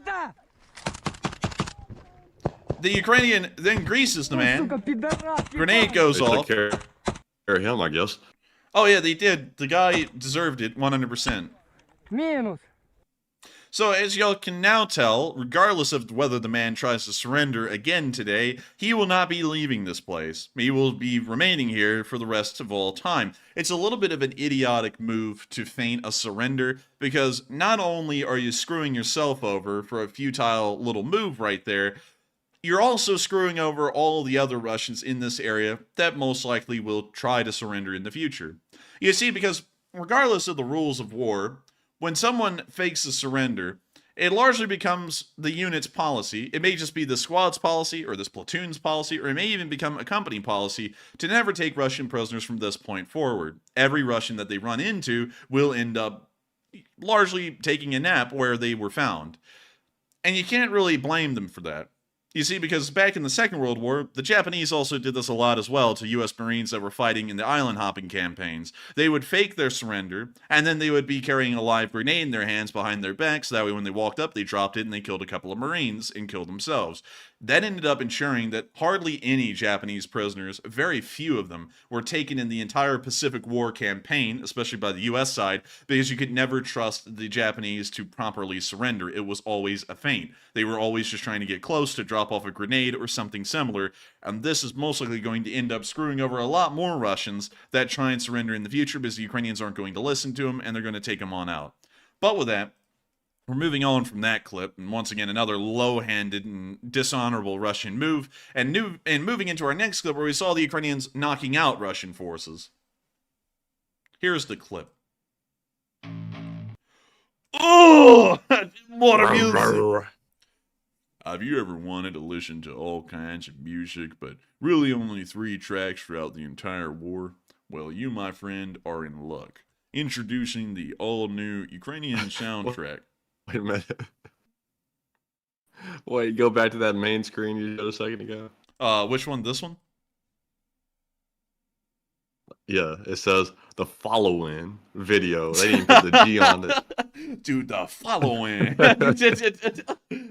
Man, warning. The following video contains images that some viewers find upsetting. Here's that clip. But anyways.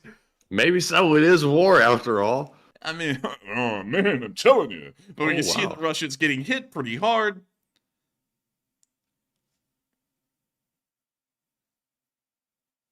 We see another drone coming in.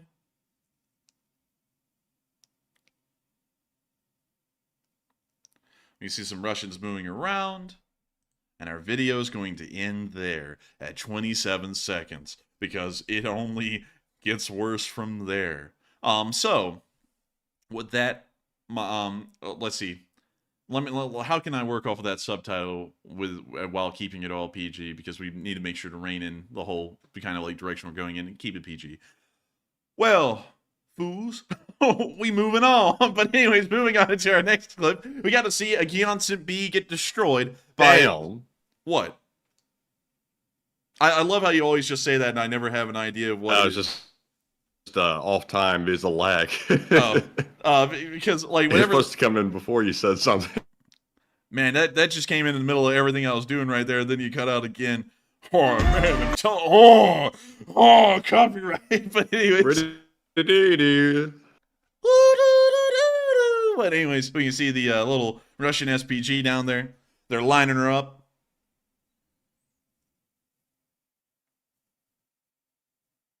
Ooh.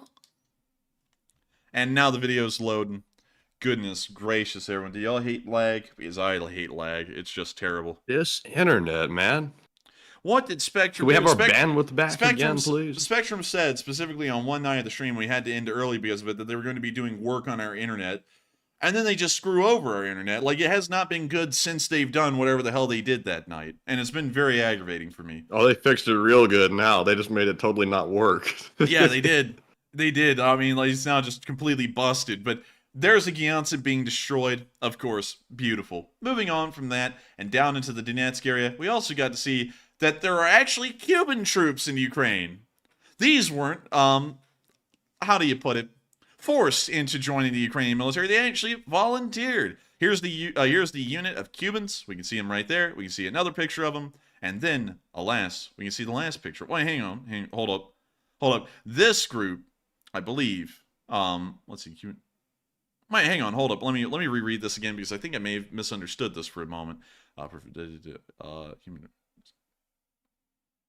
So according to the caption, there are Cuban regular troops in Ukraine, but it doesn't really make it clear whose side they're on, because for the good bit of it, I was assuming that they were on the Ukrainian side, but then I flipped to this picture and I saw them all wearing ratnik, and I went, well, the Ukrainians don't wear ratnik, so are they in the Russian army? And then this last picture kind of cemented it because you can see the flag of the Russian Federation and also everyone wearing blue berets in the background showing they're in the VDV. So these appear to actually be pictures of Russian, Russian army Cubans, not Ukrainian Cubans, although I have heard reports that there are also Cubans serving in the Ukrainian Foreign Legion that are encouraging these Cubans to defect and join the Ukrainian side. But we don't really know a lot about that. And also, Matthew, I just saw this picture, and I saw something interesting down here in the bottom left corner, Matthew. Are you seeing anything that's popping out to you? The bottom left corner. Bottom left corner of the is that group guy photo. Slav squatting? Aw, man. Aw, man. Oh. Aw, man. Oh, It's in my the alternative universe where somebody actually went and fought.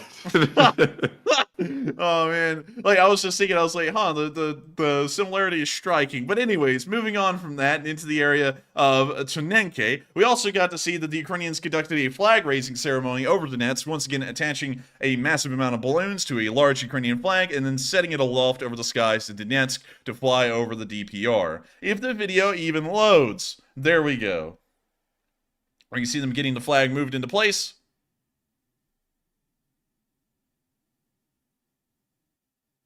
Donetsk is Ukraine. But you see the head of the Avdiivka City Military Administration telling them to send it aloft. There goes the flag.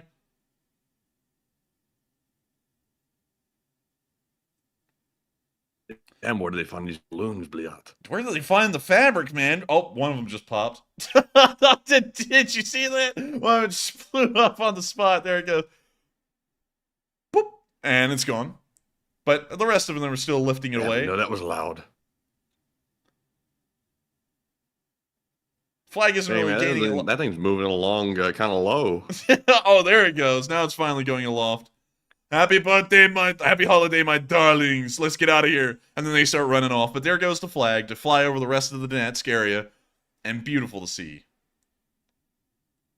Now, wouldn't it be fitting just if that thing flew over to like where the Russians were at and fell down and smothered them? Dude, they wake up, they go, that would be yeah! some stupid crap the Russians have happen to them. Dude, watch the Russians try to shoot it down and this thing lands on top of the exhaust vent of a Pantsir, catching on fire and burning down the whole vehicle or something. That would be the Russians' luck. Or get sucked into the intake. Dude, the Russians just hear the engine go, and they go, oh no, they got us. That would be the cheapest way to knock out a Russian vehicle, because that flag probably only costs like a few $1,000s to make with all of that fabric and the balloons. So they would probably take out like a multi-million-dollar vehicle with that thing. But anyways, moving on from that clip in the Donetsk area and moving on down into the southern front, we also saw a little bit of action going on in Velika Novosilka today, but not much. Starting off with the first clip, we got to see some Shilkas that were in service with the 36th Brigade as they were fighting in the area. We haven't actually seen that the 36th Brigade had Shilkas. It was largely unknown what kind of air defense systems they had, but really interesting to see these older Shilkas in service with the 36th. We can see them driving on along. And we now see them firing the Shilka's main guns. We're not unmuting that. I gotta tell you. Are you looking for sound? Yeah, I was looking for sound, and I got copyright instead. Hang on, let me see if I can. Let me see if I can actually do a sound here real quick. Maybe that sounds a little bit like it, or more so just like me blowing onto the microphone. I don't know, but we can see the rounds exploding over a tree line here. Now these Shilkas are mean when you actually hear them. Like they like rip. We just see the Shilka being used as an anti-infantry weapon. Ooh, juicy. I like it. That's a pretty good way to use it now. Oh, wait a minute. Hang on. It's just shooting it over the horizon. Oh, we got a little... snowing, though. Snowing? Man, shit, it ain't snow. Yeah, was that snow I saw on the ground? Man, that is snow. What the hell was this? Hang on. Probably, March of 2023. I forgot to tell you all that. It said probably March 2023. Man, I forgot to tell you all. That's a little bit of an older clip. But anyways, you see the guns got a little hot there. Y'all might think, oh my god, it's on fire. Actually, that's the guns getting hot. They're probably going to have to stop shooting here in a minute, but the tank is still, well, the SPAAG is still operational. Man, it does look like fire, though. Man, it do be a little bit of fire, though. We can see that those guns are starting to overheat a little bit. Man, when rifles start overheating, they start smoking. when this thing starts overheating, it looks like it's on fire. And someone said it's on fire. Nope, it's not. It's not. I can promise y'all that is the guns overheating. Pretty bizarre, I know. What's that red junk? Man, that's just the exhaust, man. That's just the exhaust, man. You gotta look over that stuff a little bit. It's overheating, I promise y'all. Some people are gonna be saying it's on fire. No, that's the oil of the gun starting to heat up a little bit too much. But with that, we can also see a Russian BTR in the area getting hit today. We know this clip came from today. It's not an older clip. So here it is. There's the BTR. Here comes the drone.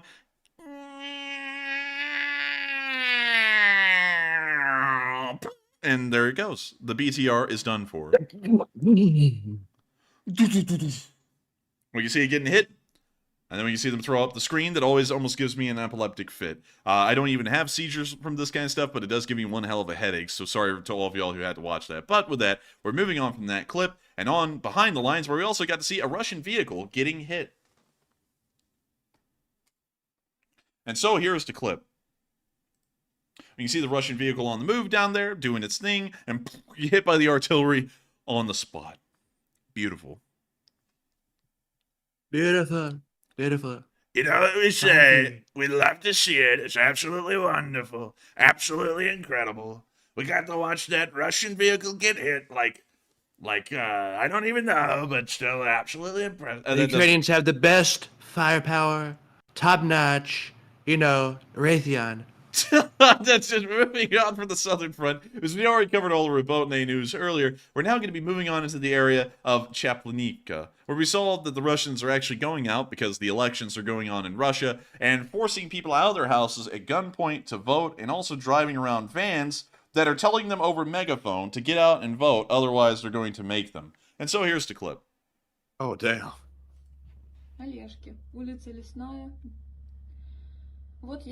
Here comes the van, but it's not an ice cream van.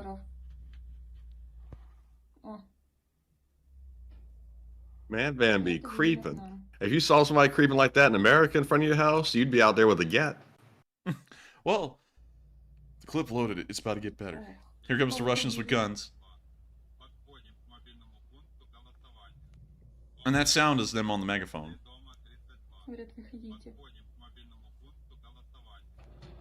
По голове себе постучи, я не выйду.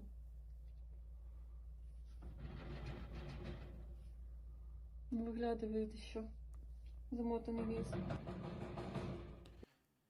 And that's the end of the clip. Banging hard at the door. this homeowner's going to step outside and say, the election is rigged. Dude, they're going to come outside and they're going to go, they're counting, they're screwing up the votes. They're just counting them however they want. I'm telling you, it's terrible. But anyways, moving on from that and out of that clip, pretty wild to see what efforts the Russians will go through to try and make their elections look legitimate, and then we all know that they're also telling them how to vote as well. But moving on into the area of Kardashinka, which it has no relations to the Kardashians whatsoever, we did get to see that the 148th Artillery Brigade was hitting Russian forces. Whoa. That sounded like some Lone Survivor kind of music, but anyways. We see the Russians on the move in the area. We see the artillery hitting them. We see some beautiful clips of the artillery. It's all incredible. It's all wonderful stuff. Love to see it.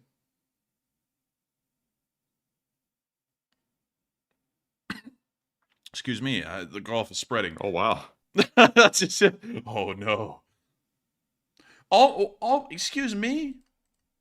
Excuse me? Geschlick, my Eigman. It's a German volunteer. Man, that's just German. That's just German, man. I know. I'm just kidding around, but it's a German volunteer. Isn't that neat or what? Those volunteers are doing good work over there. Man, they're doing great work. Incredible work. Man, we can see him cranking that soldier boy. And we can now see them loading the gun again.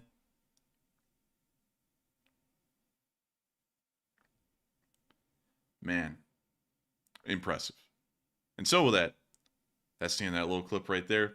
Of course, great to see the M777s in the south working hard. And moving on from that, we also got to see that the Ukrainians have made a homemade mine clearer. It says on the caption, Mince clearer. That is a typo. It's a mine clearer. Here's the clip.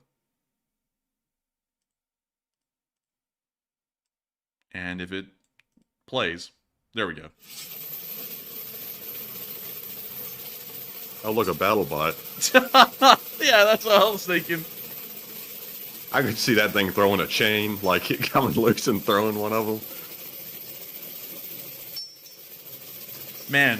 That thing looks vicious. If you drove that up on some soldiers, that would be some chaos. Man, you know something? A Russian... well, imagine getting hit in the ankle with a Roomba or a scooter. Imagine getting hit in the ankle with this thing. I think that's going to be a hospital visit or 6 feet under after that encounter. That leg's coming off. But yeah, the leg will be gone. It's going to be an amputation immediately on the spot. It won't even be medically done. It'll just be done by this thing. No anesthetics, just living in the moment. But with that, great to see the Mind Clearer in action. And with that, we are now going to be moving on up to Kyiv to cover the speech from President Volodymyr Zelensky on day 563 of the war. And without further ado, here is the speech. And Zelensky has listened to our prayers from last night and has blessed us with a 6-minute-long speech. That will be a good halftime. He looks well rested today. Man, Zelensky sat there and he heard us say, please, please make them longer. And he said, I shall, and I will get a proper night's sleep. It's like, hey, it's like, dude, it's like, I gotta appreciate all of it. But with that, here is... Turn on the green lamp for this one. Dude, he really did. He whipped out the green lamp and everything. But with that, here is the speech. And let me also get the subtitles up here. And without further ado, here it is. Бажаю здоров'я, шановні українці, українки. Жодного дня не опускаємо для України. Щойно провів зустріч з міністром закордонних справ Японії та представниками японського бізнесу про нашу стійкість, про відновлення, розвиток, енергетика, транспорт, розмінування, соціальна сфера, створення нових робочих місць в Україні. Представив конкретні напрямки, де можемо зробити більше разом. Дуже важливо телекомунікації, захист інформації, захист нашої інфраструктури, зелена енергетика, машинобудування, аграрний сектор. Впевнений, що наше партнерство України та Японії стане глобальним прикладом. Прикладом, як треба захищати життя і створювати нові можливості для народів, для вільних народів. Дуже важливий безпековий результат сьогодні. Домовились розпочати підготовку двостороннього документа із Японією щодо безпекових гарантій. Вже працюємо із Сполученими Штатами, з Великою Британією, з Канадою, тепер з Японією. Цими ж днями відбувся візит спікера парламенту України Руслана Стефанчука в Японію на саміт голів парламентів «Сімки». Є сильна декларація саміту, були важливі зустрічі, чітка підтримка України і потужні сигнали про те, що вся українська територія має бути очищена від російських військ. І лише це відкриває дорогу до справедливого і надійного миру. Окремо хочу відзначити аудієнцію у його величності імператора Японії, спікери парламентів «Сімки», спікер українського парламенту, президентка Європейського парламенту. Дуже символічно. І багато говорить про те, чого ми досягли всі разом. Кожен і кожна, хто б'ється заради України, хто працює заради України. Провів сьогодні засідання Ставки. Стійкість – ключове питання. Передусім, наша енергетична стійкість. Те, що потрібно зробити перед зимою. І те, що вже зроблено. Детальні звіти урядовців, керівників енергетичних компаній. Звичайно, був військовий компонент. Наша розвідка чітко усвідомлюємо, що російське зло теж готується до зими, готується нести страждання. І кожен зараз в державному секторі та в місцевій владі повинен зробити все можливе, а коли потрібно, то й неможливе, щоб Україні вдалося вистояти зимою та зберегти повну функціональність ППО, підготовка енергетики, соціальні системи, відповідні пакети підтримки від партнерів. Всі посадові особи та командувачі мають чіткі завдання. Керівники обласних адміністрацій звітуватимуть щодня про підготовку. Кожен день, ввечері, звіт для уряду, офісу. Міністру внутрішніх справ доручно по максимуму підготувати сектор ДСНС, не лише те, що стосується безпосередньої роботи служби з надзвичайних ситуацій, але й чіткого інформування людей про те, як буде забезпечений захист. І я хочу подякувати партнерам. Маємо чергову домовленість. Україна отримає більше гепардів для захисту нашої саме енергетичної мережі. Але мобілізуємо всі сили, щоб збільшити ще і постачання різних систем ППО, і сам фізичний захист об'єктів.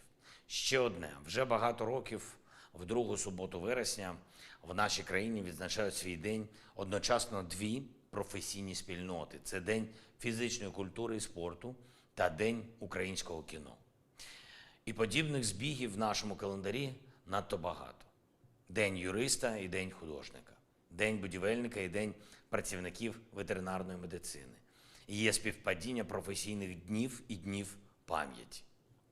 Зокрема, наступного року у травні День пам'яті жертв геноциду кримсько-татарського народу збігається із Днем науки. Очевидно, що є багато неприпустимих змішувань сенсів. Деякі професійні спільноти відзначають свій день ще за радянськими лекалами. Деякі надзвичайно важливі дні пам'яті та дні українських здобутків взагалі не відображені у нашому офіційному календарі. Деякі професійні спільноти, чия робота заслуговує і поваги, і уваги, поки що не мають свого професійного дня. Наприклад, спільнота українських істориків. Власне, я доручив уряду України відповідним державним інституціям переглянути всю цю систему державної уваги і оновити її справедливо і логічно. А сьогодні я дякую усім, хто приносить Україні спортивні перемоги, хто тренує наших спортсменів, хто навчає дітей правильній спортивній міцності. І зараз це надзвичайно важливо. Додає українську спортивну інфраструктуру, відповідний досвід, наш спортивний досвід фізичної культури до нової системи реабілітації, до системи відновлення українців і українок після поранень. І сьогодні ж у День українського кіно я дякую усім працівникам, усім працівницям нашої кіногалузі за кожне єднання емоцій, яке наші люди, дорослі, діти зараз відчувають, дивлячись українське кіно, український серіал, українську документалістику. Нація, яка має власне сильне емоційне кіно, матиме і свою впевнену долю в цьому світі, свої мрії та власне бачення життя. Слава усім, хто посилює Україну, дякую всім, хто б'ється заради нашої держави та хто здобуває Україні потрібні результати. Слава Україні! And with that, that is the end of the halftime show. And that is the beginning of the next part of the stream. And so with that, take it away, Matthew. All right, so we're entering our last poll and question segment of the stream, and our first poll says the G20 issued a declaration avoiding mention of Russian aggression, and Ukraine is very angry about that. And what are your thoughts? 52% said it was likely because of pressure from India, which is where the G20 was held. 27% said the G20 is largely pro-Russian. 18% said unsure, and 3% said it was just an innocent mishap. I gotta say that I really doubt it was an innocent mishap because other countries like the U.S. were pushing for a more appropriately worded statement than what they put out. The statement that they put out had no mention whatsoever of Russia being the aggressor, and they just made it sound like Ukraine was involved in some kind of war that they had equal part in causing, which is obviously not the case. So I would say it's likely because of pressure from India or Bharat or whatever you want to call that country at this point. I don't know what they're calling themselves. But, you know, it is what it is. Nothing really shocking to me, but it is bad to say nonetheless. But what say you? I would have to say, could you reread the prompt? Because sadly, lag is so bad, you're kind of like, all of your words are getting thrown together in like 1 second sometimes. So could you reread that prompt? All right. I wish that lag would go away. It says the G20 issued a declaration avoiding mention of Russian aggression. Ukraine is angry, and thoughts. I would say that that's not really right for the Indians to say nothing about the war. They actually have said a decent amount about it already, so it's kind of weird for them to not mention it during that G20 written address. So with that, I hope that does address that fairly well, and we are on to the next one. All right, and the next one is going to say, once I flip to it, the U.S. says they have, quote-unquote, found a few ATACMS lying around that they didn't know about previously, and now they're expected to send them to Ukraine. And what are your thoughts? 56% said great, they will be game-changing. 38% said, send it now. It will likely help. 5% said unsure, and 2% said don't send that junk to Ukraine. And the ATACMS aren't junk. And also, the U.S. said that they just found a few lying around, making it sound like they were junk. But don't be fooled. They didn't just find them lying around. They had them the whole time. But they're having to find some way to justify why they didn't send them before. And this is the silly way they're going about doing it. So I'm just happy that ATACMS will probably be going to Ukraine very soon, and any way they get there is a good way to me. So, Enforcer, what say you? I would say it's great to hear that we're going to be sending ATACMS in the future, regardless whether they're found lying around or not. They will hopefully be used to great effect in Ukraine. And so with that, I hope that does address that fairly well, and we are on to the next one. All right, and with that being said, we are fresh out of poll questions. So we're going to be moving back into our super chat questions in just a moment here. Once I grab this one last thing from the live chat, and there we go. I just grabbed it. So we're moving on to our first one, which goes to New Jersey, UFO, secret space, and some chemtrails too. And they put in a $20 donation. Thank you very much for the support. They said, I've always wondered why the Russians did not take all of their money out of the international banks before they started the war so that all the cash would not be frozen. You brothers rule, and thanks for working so hard. And thank you. And thank you so much for the massive amount of support and all the kind words as well. To try and answer the question, which I'm trying to make sure I can also read, and I have to apologize, everyone. Please bear with us tonight. Don't know why the internet's been screwing up on us, but it's been doing it a lot since they've done whatever a few days ago. But to answer that question, and let me make sure to get it, the reason why they probably didn't take the money out of the international banks is because that would have been a very telltale sign that a war was going to start. Also, it is a lot more difficult to get money out of banks internationally than people would believe, because most of it is kind of imaginary, more so than anything a material that actually can be removed.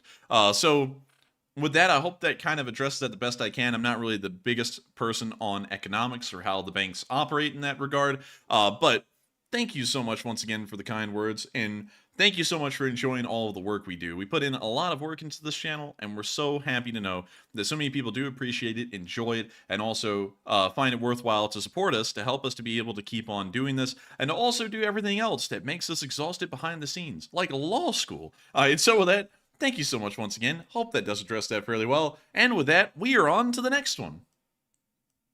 All right, and our next one goes to Mace LSA, who puts in a $20 donation, and thank you very much, Mace, for that support. He says, throw this in the Tactical Pizza Fund and get Matt a roll of that tactical toilet paper, and Slava Ukraine. And I want that tactical toilet paper holder. I forgot where we saw it, but I do want it. Anything tactical in my book is good in my book. But Enforcer, what say you? And Slava Ukraini. And we will see about getting him a tactical toilet paper holder. That would be pretty funny. Also, thank you for throwing that into the Tactical Pizza Fund. Everything is tactical. Remember, everyone, it's a marketing ploy. Everything is tactical. You can get a car. You can get a normal car. A Toyota Corolla. It is now a tactical mobility vehicle. Anything like that, just throw tactical in front of it. Saturn Slingshot, more like tactical Saturn Slingshot. Lauren, more like tactical Lauren. JT, more like tactical JT. Captain Lurk, more like tactical Captain Lurk. Kaltenberg, more like tactical Kaltenberg.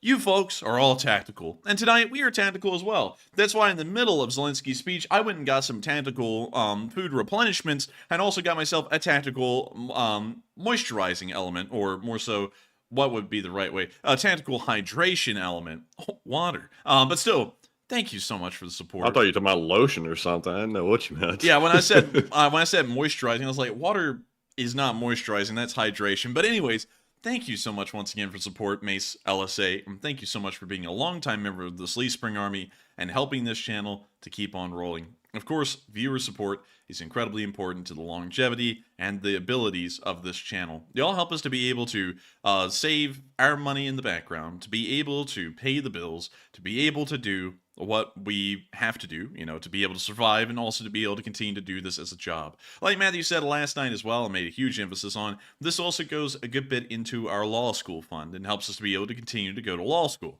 So y'all are largely paying our ways through law school, and we are greatly appreciative of that, and that also helps us to continue to focus on this. And some people out there would go, Oh, that's irreprehensible that folks are helping them to pay their way through law school, and well, it's either that or I work at Publix cleaning bathrooms to be able to pay for it. So it's one or the other. So I thank y'all so much for helping us to be able to continue to do this. And so with that, thank you all once again for the support, and thank you, Mace, once again for the support and being a big Leaf Springer Army member. And with that, we are on to the next one. And the next one goes to Aaron Shu, who puts in a $20 donation. And thank you very much, Aaron, very much for that support. And he says, long live the LSA, keep it up. And I wonder what pizza tastes like cooked over the remains of a T-90. Take a question from the live chat, and long live Ukraine, long live LSA. Hey, and thank you so much for the support and helping this channel to keep on running. And also, if I was to answer that question honestly for you, that thing would taste like chemicals. It would probably taste like cancer because the things inside the T-90 that are burning are most likely cancerous. Just the way I like it. Crunch. But still, thank you so much for the support and helping this channel to keep on running. And thank you so much for the kind words as well. Folks like you make this channel possible. And so thank you so much once again for helping this channel to keep on running. And I hope I was able to address that fairly well. And with that, we are on to the next one. And up next, we have a super chat from Duncan VR, who puts in a 25 Australian. Yes, mate. 25 Australian. He says, Bamuba, quack. Bamuba, quack. Enforcer, shouting in German. Baba, Kermit voice. Oh, man, I'm telling you. Meow, meow, moo, waff. No respect, Scoob. Said, oink, oink. Oof. Romanian sheep went up in the air when hit by a drone. Oof, moo. Oh, I'm telling you. A succulent meal. What are the charges? Eating a meal? A succulent Chinese meal? Sir, get in the car. You're what? We're arresting you. You're arresting me? How dare you, sir? This is outrageous. This is democracy manifest. Notice the headlock here. Excuse me, sir. Unhand me, sir. Why, I dare you. Ah, yes, I see you know your jujitsu well. Good one. Ah, yes. Why, get your hands off my... Anyways, after going through he puts so much emphasis into that last line. Get your hands off my... Get your hands off my... peanuts. Oh. Dude, we censored that just right. But anyways, thank you so much for the support, Duncan VR, and also for helping helping us to be able to ensure that folks keep their hands off of our peanuts. Yeah, see what I did there? But anyways, thank you so much for throwing in the traditional animal noises tonight and giving everyone in the chat that moment every single night where they go, oh yes, that is our boy Duncan VR. And thank you so much once again for supporting this channel and helping us to keep this thing running, because folks like you have made it possible for so long. And so thank you so much once again. I hope that does address that fairly well. And thank you once again for stepping in tonight and helping us to be able to eat pizza and drink coffee. And with that, we are on to the next one. And thank you so much once again. And up next, we have a $20 super chat from Dilly Dillinger. He says, Tactical Love from Riser, Norway. And thank you, good sir, Mr. Dilly Dillinger. We do appreciate it very much. And I have to thank you incredibly for the incredibly generous support. People like you help this channel to keep on running. Why, yes, it is the average contributor who supports this channel with their hard-earned cash that allows us to continue to put in our hard-earned work in making sure that this channel you don't is say able so. to continue running this channel and to also ensure that people in the Ukraine are continue to be helped. By the way, I said the Ukraine because that's what they would have said in the 30s. It's not what it's called now. But moving on into Norway, the beautiful town of Risor. You know what? I'm going to take this moment, Dilly Dillinger, considering that we have a lot of time ahead of us, to take a look in another town in Norway that I've always been interested in. Trondheim. What does Trondheim look like? It's like the largest town in this area of Norway, but what is it? Like, I don't think we've ever really looked in Trondheim, so I'm really interested. What does the downtown right here look like? So let's get out the street view thing, and let's drop down there. Because I would love to see more of your country, Dilly Dillinger. It looks like a really interesting place. It's geographical shapes. Oh my god, it's four-dimensional shapes. But here we have it. Oh, look, old, what's this place called again? What country? Norwegian. Norway? Yeah. Damn, I was about to screw the whole thing up. Screw that. Never You mind. just stuttered the hell out of that. You got to give up now. You just got to bail out. No more jokes. But really nice. I like it. Oh, look, Bickbach. Dude, that's when you have a loose grasp of English and you get pickpocketed in London and you go up to the cops, you go, Bickbach. And then they go, what? And so they're like, what do you No, mean? it sounded like something you'd tell somebody if you got angry at them or something, like you bumped into someone on the street and they said, hey, watch where you're going, big buck. Bang, bang, bong, bong. It gives off the same energy, I'm not going to lie. Oh, man, but I like this place. This is really nice. But let's try and take a look at the assorted pictures of Trondheim, because I'm really interested. So let's see here. What does Trondheim want the world to think Trondheim is? Oh, it's really nice looking, really. They got nice boats. Man, you can buy me a boat? Oh, let's see. Dude, this is a really beautiful place. I like it. I like it. You know what? Trondheim gets a pass on me. I think it's a great place. And they also have a really nice harbor here. Take a look at that. And it looks so clean to be a harbor, too. Like, I'm actually really impressed with that. But still. Yeah, if that was our harbor, it would be cigarette smoke everywhere and, charred on the ground. No, it'd just be garbage from, like, the 70s. That's still sitting out there. Let me see if I can show you all a port, like Mobile. Was that the hurricane out there in the sea? Did you see that? Yeah, it's a hurricane. They Out there actually in the have, ocean? yeah, they actually have a Damn. hurricane right there. Jeez, man. Was that the real hurricane? What was this taking? I don't know. Maybe it's actually showing where the clouds currently are in the world. I don't really know. That's actually really interesting. Yeah, that's kind of nuts. But moving on from that, because Randy went, holy moly! But let's move on to Mobile. And I'm going to be trying to show y'all what a normal U.S. port will look like, at least a smaller one. So this is like your Panamax-sized port. You're not going to be seeing massive ships in it. But let me see here if I can actually get the port itself. Oh, hey, by the way, Austell is here, and this is where they built the Littoral class, the Littoral Independence class ships. They actually build them in these warehouses right there. But, oh yeah, here's one of them, actually, right there. You can see it. But I don't know if I'll be able to get a good look at the port. Let's just click on the city of Mobile, and let's see if we can get a picture. This picture, by the way, is very misleading. Most people who come from Mobile absolutely hate the place, but that's largely the norm for everyone. And also, it looks like we're now finally getting lag attacked straight up, because YouTube's telling me that. Oh, man, I hate it. But let me see here if I can get us the port picture. Looking for a port picture? Peter, the pictures are here. Here we go. So this is kind of a view of what a American port looks like, to a small degree. This also, by the way, used to be a cruise ship terminal, in case y'all are wondering. Oh, that's where we got on that holiday ship, from Carnival and went down to Cozumel. I remember that now. It gave me flashbacks on that horrific venture. Oh, it was terrible. It was horrendous. Oh, dear. The oldest ship in the fleet we went on down to Cozumel, and it felt like it was going to sink the whole way down. It creaked and cracked and was not seaworthy, I don't think. Oh my god! Oh my god! Oh, there it is. This isn't the one we were on. We were on the Holiday. This is the Fantasy, which is a little bit more modern. Because I literally thought that was the one, man. You guys give me like, oh my god, it's infamous. Like, dang, it's so hard to find pictures. There's another catamaran thing that was made for the Navy. I don't know what class it is. It honestly kind of looks like the USNS Loyal a little bit, but not really. But dang, it's so hard to find pictures of the port, and everyone keeps on taking pictures of the freaking ships coming out of Austell. Well, I guess I'm gonna have to give up on the whole port thing.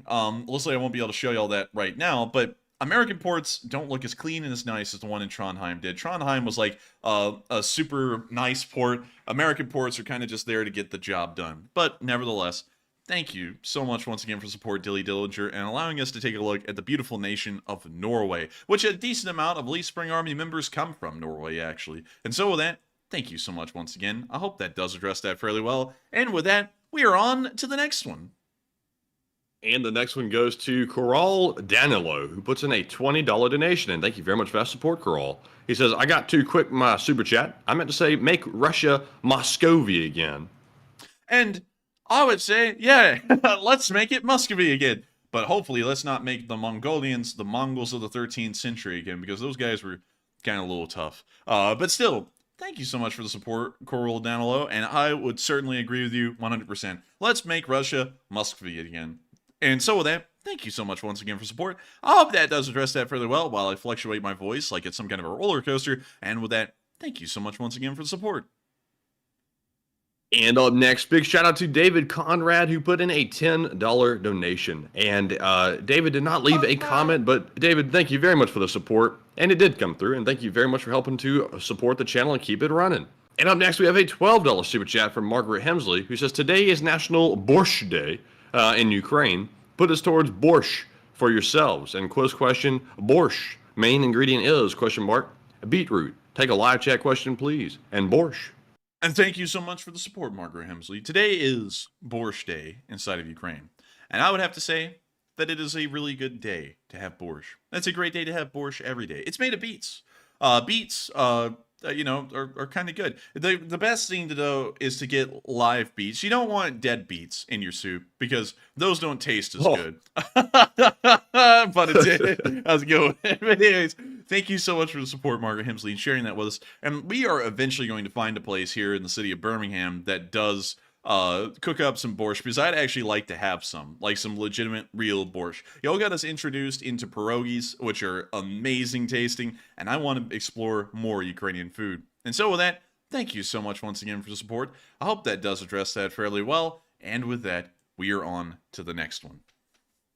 And the next one goes to Marion Deemer, who puts in a $20 donation. And thank you very much, Marion, as always, for that support. And Marion said, can we stop Russia, question mark? Slow Ukraine.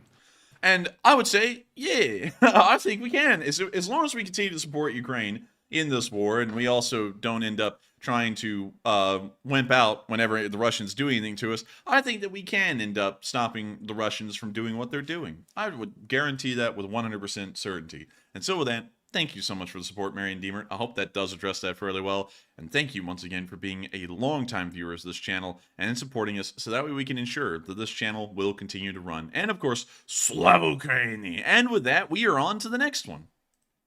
And the next one goes to Drunky Monkey, who puts in an $8 donation and says, at Surprise It's Us, sends her regards to the LSA at the Concerto now. And thank you so much for the support. And also, thank you for sending some regards from Surprise It's Us. It's always great to hear from the viewers that we haven't seen much on the channel lately, and hopefully y'all are doing well out there. We have a list mentally inside of our heads that for some reason I can never get out the entire thing. When I start naming it, I can only get out like usually 2 names, but I know each and every viewer that we haven't seen in a while. Every once in a while, I'll sit there and ask, where are they? And then we'll never get an answer. We never know. But we miss every single member of the LSA when they're gone, and we always look forward to when y'all come back. And so with that, thank you so much once again for the support. I hope that does address that fairly well, and I hope you have fun at the Concerto. And so with that, we are on to the next one. And the next one goes to Slava Free Something, who puts in a 5 and says, my brother and I are taking a break from lighting fires, and a few of the fires you have reported on were from us, and always proud to do my part in history. And Slava Free Something, I gotta say that that is crazy that you were the fire starter. Obviously I can't remember exactly which fire it was, but wow, that amazing. You're not a firefighter, you're a fire starter. And in Russia, that's a good thing. So, Enforcer, what say you? Man, be like the book Fahrenheit 451. They're firefighters, but they don't fight fire with water. Dude, that book, man, like got me so triggered when they were like, they're firefighters because they burn books. And I'm like, that's not a firefighter then. That's not a firefighter then, you goof. That is a fire starter. That's an arsonist. Thank you. But anyways, thank you so much for the support. And getting back to that, it's good to hear that y'all are taking a break. Good to know that you're also on stream with us tonight and enjoying it a good bit. And I hope that y'all stay safe and are doing well over there. And so with that, thank you so much once again for the support. And I hope that does address that fairly well. And with that, we are on to the next one.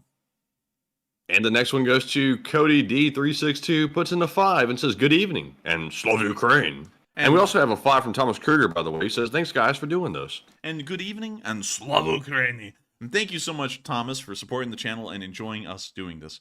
Your support helps us to continue to be able to do this, so that way folks, including yourself, can continue to enjoy it. Every single bit of support counts in helping us to keep this channel rolling. And of course, I make no qualms at all about saying, We do this as a job, you know, and that's something that some people act like they don't do, and then when you ask them for their 1099s, then they get all defensive and act like they can't give them, because everyone on YouTube is doing this as a job. And I've got to thank you so much, Thomas, and everyone tonight who supported the channel for enjoying the work that we do and finding it worthwhile to support, because y'all make it possible for us to be able to sit down and do this every single day as a job. And so thank you so much once again for the support and enjoying this channel and helping us to be able to keep this thing rolling, because without folks like you, we wouldn't be able to sit down and do this 60 hours a week. And with that, we are on to the next one. And the next one goes to CK Bold, who puts in a 5 and says, I want the usual. So we'll give you the usual. And thank you very much for that support. He finally did it. He finally said it. He's like, I want the damn usual. And it's like, yes, we will give it to him. And so what do we got, Matthew? It goes to Noob of the Year, who says, did you see the hidden Russian mortar placements that they found? I actually have not. I heard something about that today, but it was like a news article thing from what I could tell, so I didn't really look at it much, because we don't include news articles on the show, for the most part. But I will make sure to go back and find that and look at it to see what they looked like. But thank you so much for the support and also sponsoring that live chat. And with that, we are on to the next one. All right, and the next one goes to Mr. Agent Man, who puts in a $5 donation. And they said, Ops wanted some initiative, blew up their entire quadrant. I'm moving like Oppenheimer, and also I'm drunk AF. Damn. Man, the Ops, I'm telling you, the Ops are out here. Man, too, we got the Ops up in the house. We got the Ops. But still, thank you for the support. I don't know what that's about, but interested to hear you sloshed. Me, I don't get sloshed, actually. I don't drink. I don't drink. Instead, people say, I never trust a man who drinks. Not gonna be honest with you. I don't trust alcoholics. Like, I'm just gonna be completely honest. It's like, where'd the money go? And then you see new Jack Daniels bottles, and you go, oh, that's where it went. But still, I hope you're having fun out there. Hopefully, make sure to not drink irresponsibly. Drink responsibly if you do. But still, thank you for support and thank you for sharing that with us. And also, someone said Boppenheimer, and apparently it's a Boppenheimer. But with that, thank you once again for the support. Hope that does address that fairly well. And with that, we are on to the next one. All right, and up next we have a $5 donation from Jason Carpenter, who says, "Thanks for the news, guys. The LSA are good people doing good things, and you're killing it, bro." Killing it, Jerry. Killing it. And thank you so much for the support, Jason Carpenter. And thank you for the kind words as well. And thank you for saying that we are killing it, Jerry. We try and kill it every single night. Sometimes I feel like we meet that expectation. Sometimes I feel like we fall short. But nevertheless, I do thank you so much once again for the support and helping this channel to keep on running, because folks like you make it possible for us to be able to continue to cover the news the way we do, keeping the stream ad-free, sponsor-free, not going into politics, and doing everything that we want. Y'all make it possible. And if it wasn't for support like yours, Jason, we wouldn't be able to continue to be as unique of a channel as we are. And so thank you so much once again. And thank you for giving a huge shout out to the Lee Spring Army as well, which is the best community on YouTube, hands down. And with that, we are on to the next one. All right, and up next we have a $2 donation from Zero, who says, rename the naval exercise Operation Seabiscuit. Seabiscuit. Isn't that some kind of like a dolphin? No, I don't think that's a dolphin. Let me type that in. Seabiscuit. I don't know any dolphin right off the bat.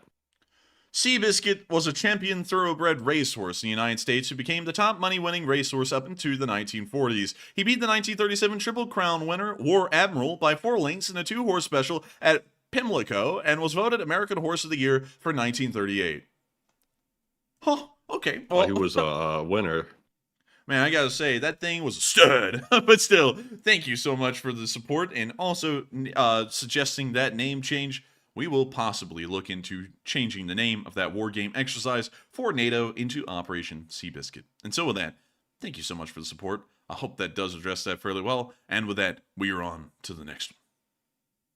And with that being said, we're moving on to our live chat questions. And up first, we have the Morse code decoders of the stream. We have Cliff Simonson, Mark Hodges, Earl Bernew, Paul Schultz, and Tight Lines LSO. They said, hi, LSA-ers. And tonight's Morse code cipher is Western tanks beating Russians in outright combat, ? But where's the Stalia? Stalinium. Yeah, I think it's Stalinium. The Stalin. Man, that sounded like a freaking mascara line. The Stalin. But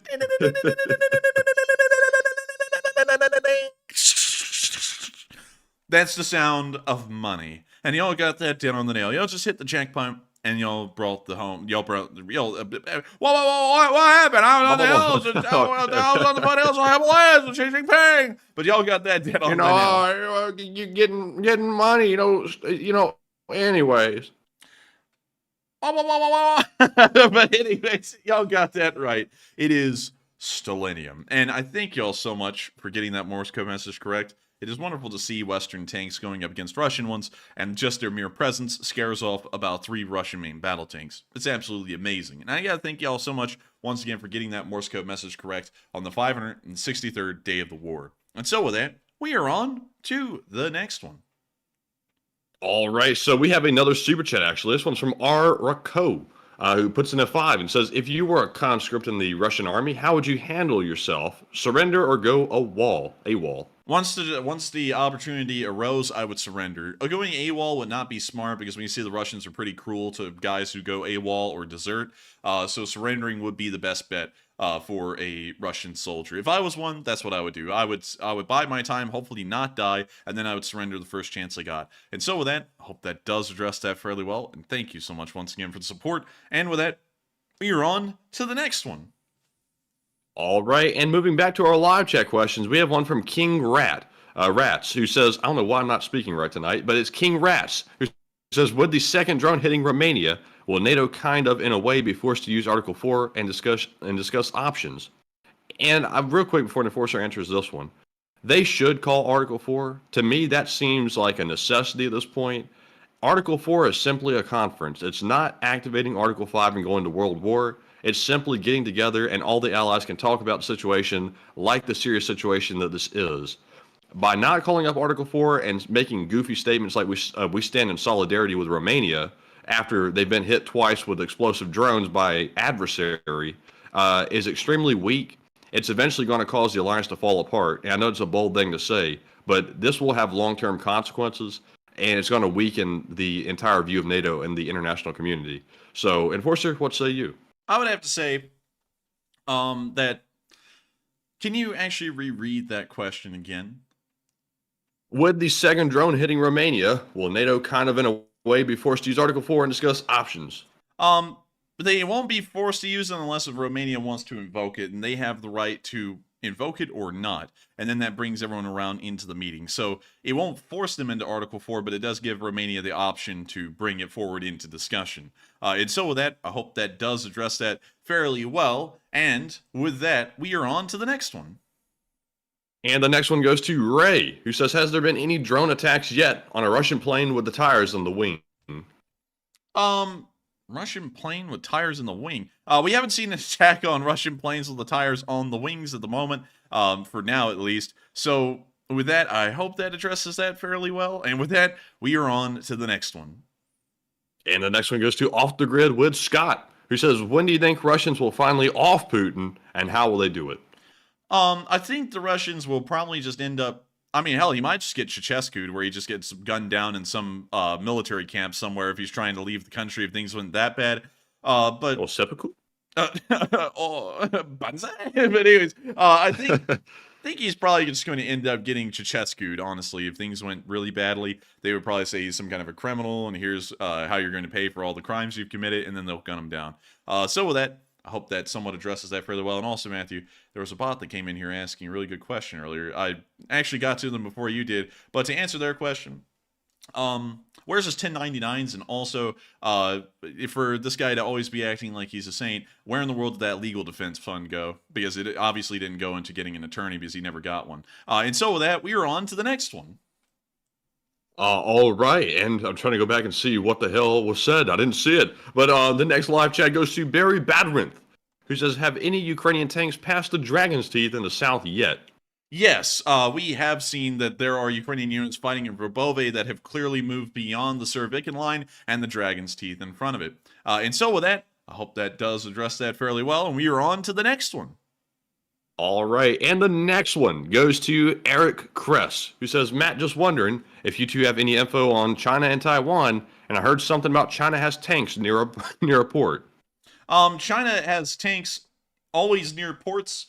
China's actually going through a lot of issues right now. If you look into what's happening over there, they're going through a very quiet economic collapse. The unemployment rate for young people in China has reached 25% the last time they reported that number, and then they stopped reporting those numbers, which were rapidly rising 3 months ago. So the Chinese are in some very severe troubles, and they've also been rolling the army around because of that. So that may be why the tanks are there. It may not be for Taiwan. It may actually be to put down the citizens instead. There's a whole bunch of stuff that's been going on in China lately, and I would love to cover it, but YouTube doesn't really like people who cover it too much, and we want to make sure that we can continue to cover the war in Ukraine and not end up getting hurt because we're speaking what's going on inside of China. But with that, we won't be friends with YouTube. We won't be friends with YouTube because YouTube has always helped us out whenever anything's happened, like when people dox us and harass us constantly, and then they don't really do anything. I mean, we want to be friends with them. We love them. But anyways, with that, we're on to the next. Where's our plaque?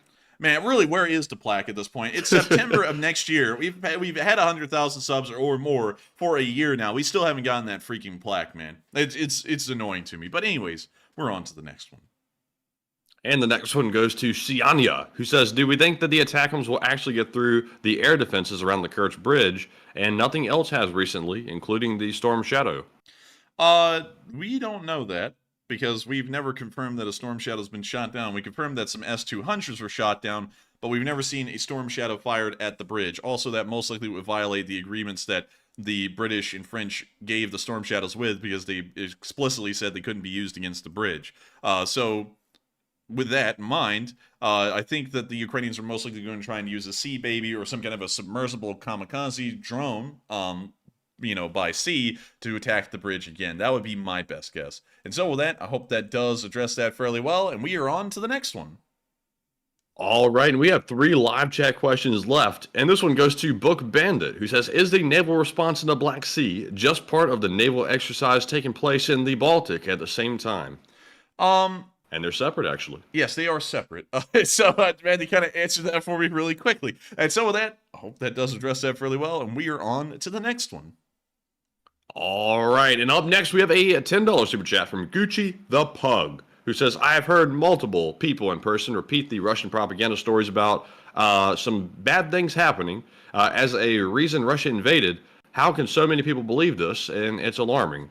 And I thank you for the support, Gucci the Pug, and very interesting question. I've heard all kinds of things as well, in person and just in general conversation with people, and it's always so weird and bizarre to hear the statements, like, the Ukrainians had biolabs that were chemically engineering weapons to kill Russians, and if the Russians had not invaded, those weapons would have been used against them, which makes no sense, because it's like, if they had those weapons, considering they're now in a war, why wouldn't they be using them against the Russians? I feel like if that was true, that would have happened by now, and it hasn't.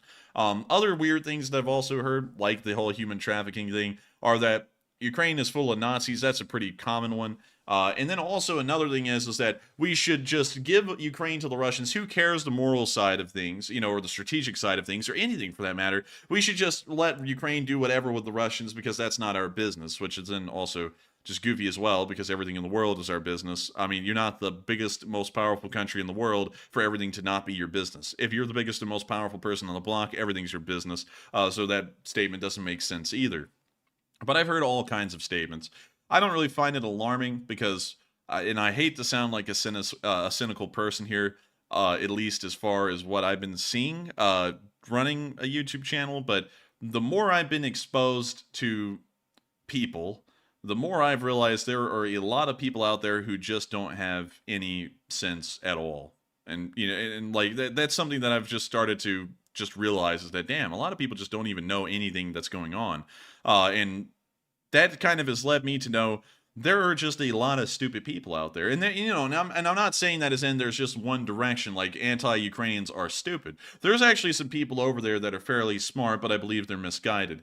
But at the equal length, there's also people who are pro-Ukrainian that are also really stupid, and then they argue very dumb points or say dumb things or just make dumb statements. Like, for example, when the Challenger 2 was destroyed, and we're looking at that and we're analyzing it, okay, how was this thing destroyed? Is there some kind of a failing or a weak point that we didn't know about at this point? Some people want to go, oh, who cares, or whatever, it's an invincible tank, it's like, well, what the, like I'm a pro-Ukraine person and I love the Challenger 2, but if one got blown up, I want to know why. I'm not going to be a Russian and sit there and go, everything that we do is perfect. I'm going to say that until something gets blown up, and then I'm going to go, oh, wait a minute, why was it blown up? And then if it's some kind of a reason that we never expected before, I'd be like, well, this is serious. And then if it's something that we kind of expected, like it being hit by artillery, disabled, and then knocked out later, then it's like, oh, well, that happens. There's nothing to learn from that, but, it still did happen. So that's kind of how I look at things. When I hear people say goofy points like that, I also hear people say really goofy points all the time. Like how, I hear, let me think of something recent that I heard. I heard that the United States should mind its own business because we have no dealings with anything else in the world, and it's not our problem, and everything will just be fine and perfect if we just don't do anything. I've also heard that that the BRICS imaginary money is going to replace the dollar. All kinds of goofy stuff like that. So, I don't really put much faith into anything when I hear it in public. And that's also why I generally don't like political discussions either, because there are so many, and I don't mean this to be rude, if you're into politics, you're into it, but there are so many, an unbelievable number of stupid people in politics, both that have actually been elected into office and talk about it, that have no damn idea of what's really going on, and then they talk about it like they know, and then they just say gotchas and crap like that, and it doesn't even really do anything.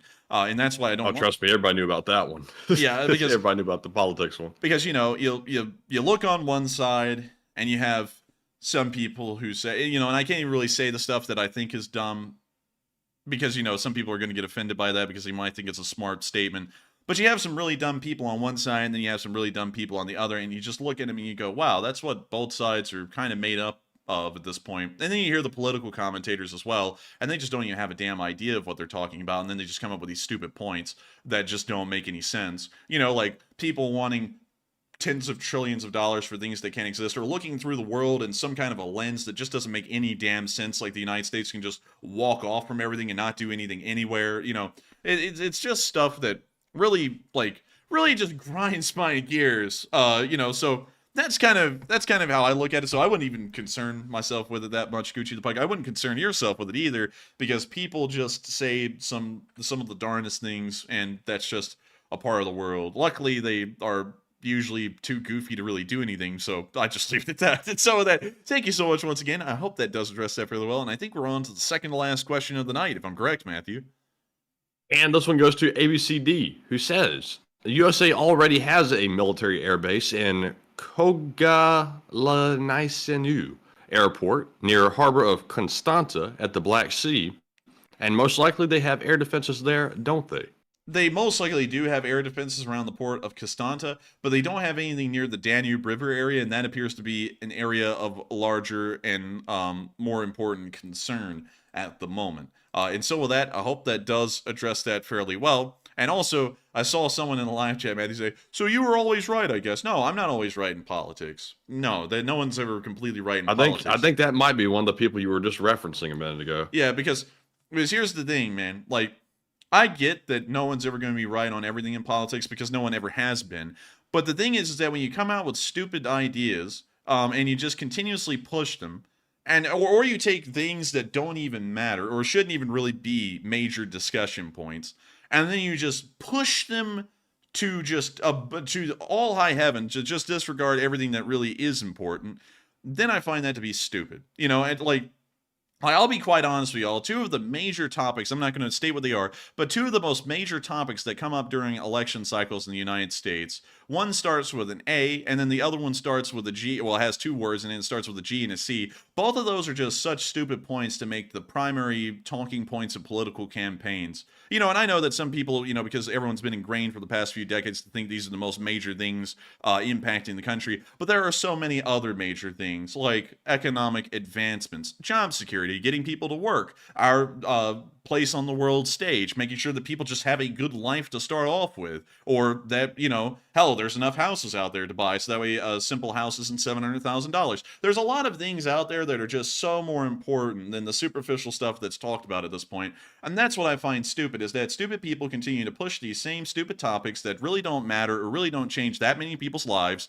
They hardly affect anyone. Both of them do, you know, when you really look at it by the numbers. A lot more people are affected by the price of a house or the cost of rent than any of those other two topics are, and I feel like those should be the leading topics in American politics, is things that actually affect you in your daily lives instead of these superficial topics that affect maybe tens of thousands of people every year instead of millions of them. So, you know, that's what it is to me. And I'm not right on everything, but I think that focus should be put in other areas, and I think that people ought to be more observant of stupid people that enter into politics and just say stupid stuff and try and get them out of there. But with that, I hope that does address that fairly well, and we are on into the final question of the night after that little rant. And so, who is the lucky last person to throw in the lucky last question of the night? All right, and that viewer is Joshua Smith, who says, what about those 2 farmers in Poland that lost their lives? Accident or not, the U.S. said that NATO would defend every inch of NATO territory, and 2 died and they did nothing. And that's a good point. And NATO relies on deterrence. That is the entire principle behind the alliance, is that the all strength of all the members combined is such a big threat to any adversary that they won't dare do anything to a NATO member because they're scared of the consequences. That's starting to be eroded, and that is very dangerous because it's going to put NATO in a bad spot that they're either going to have to start a world war to respond since they're letting it get out of hand because they haven't addressed it up front. And I wouldn't be shocked if you see another attack happen in Romania again for a 3rd time. I would not be surprised to see that whatsoever. And in fact, I would almost say it's imminent. But Enforcer, what say you? I would have to say you're correct. Those 2 people died in Poland, if I'm correct. Is that part of the statement?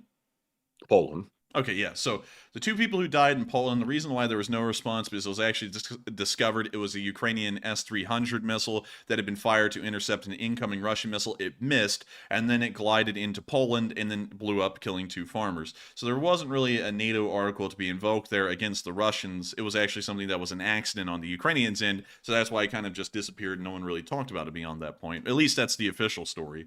But as far as Romania is concerned, these are actual confirmed Russian drones that are landing on their territory and exploding. So that is something that I would certainly say is completely different, and we need to make sure that we stand up and defend the Romanians because they are a part of the NATO alliance.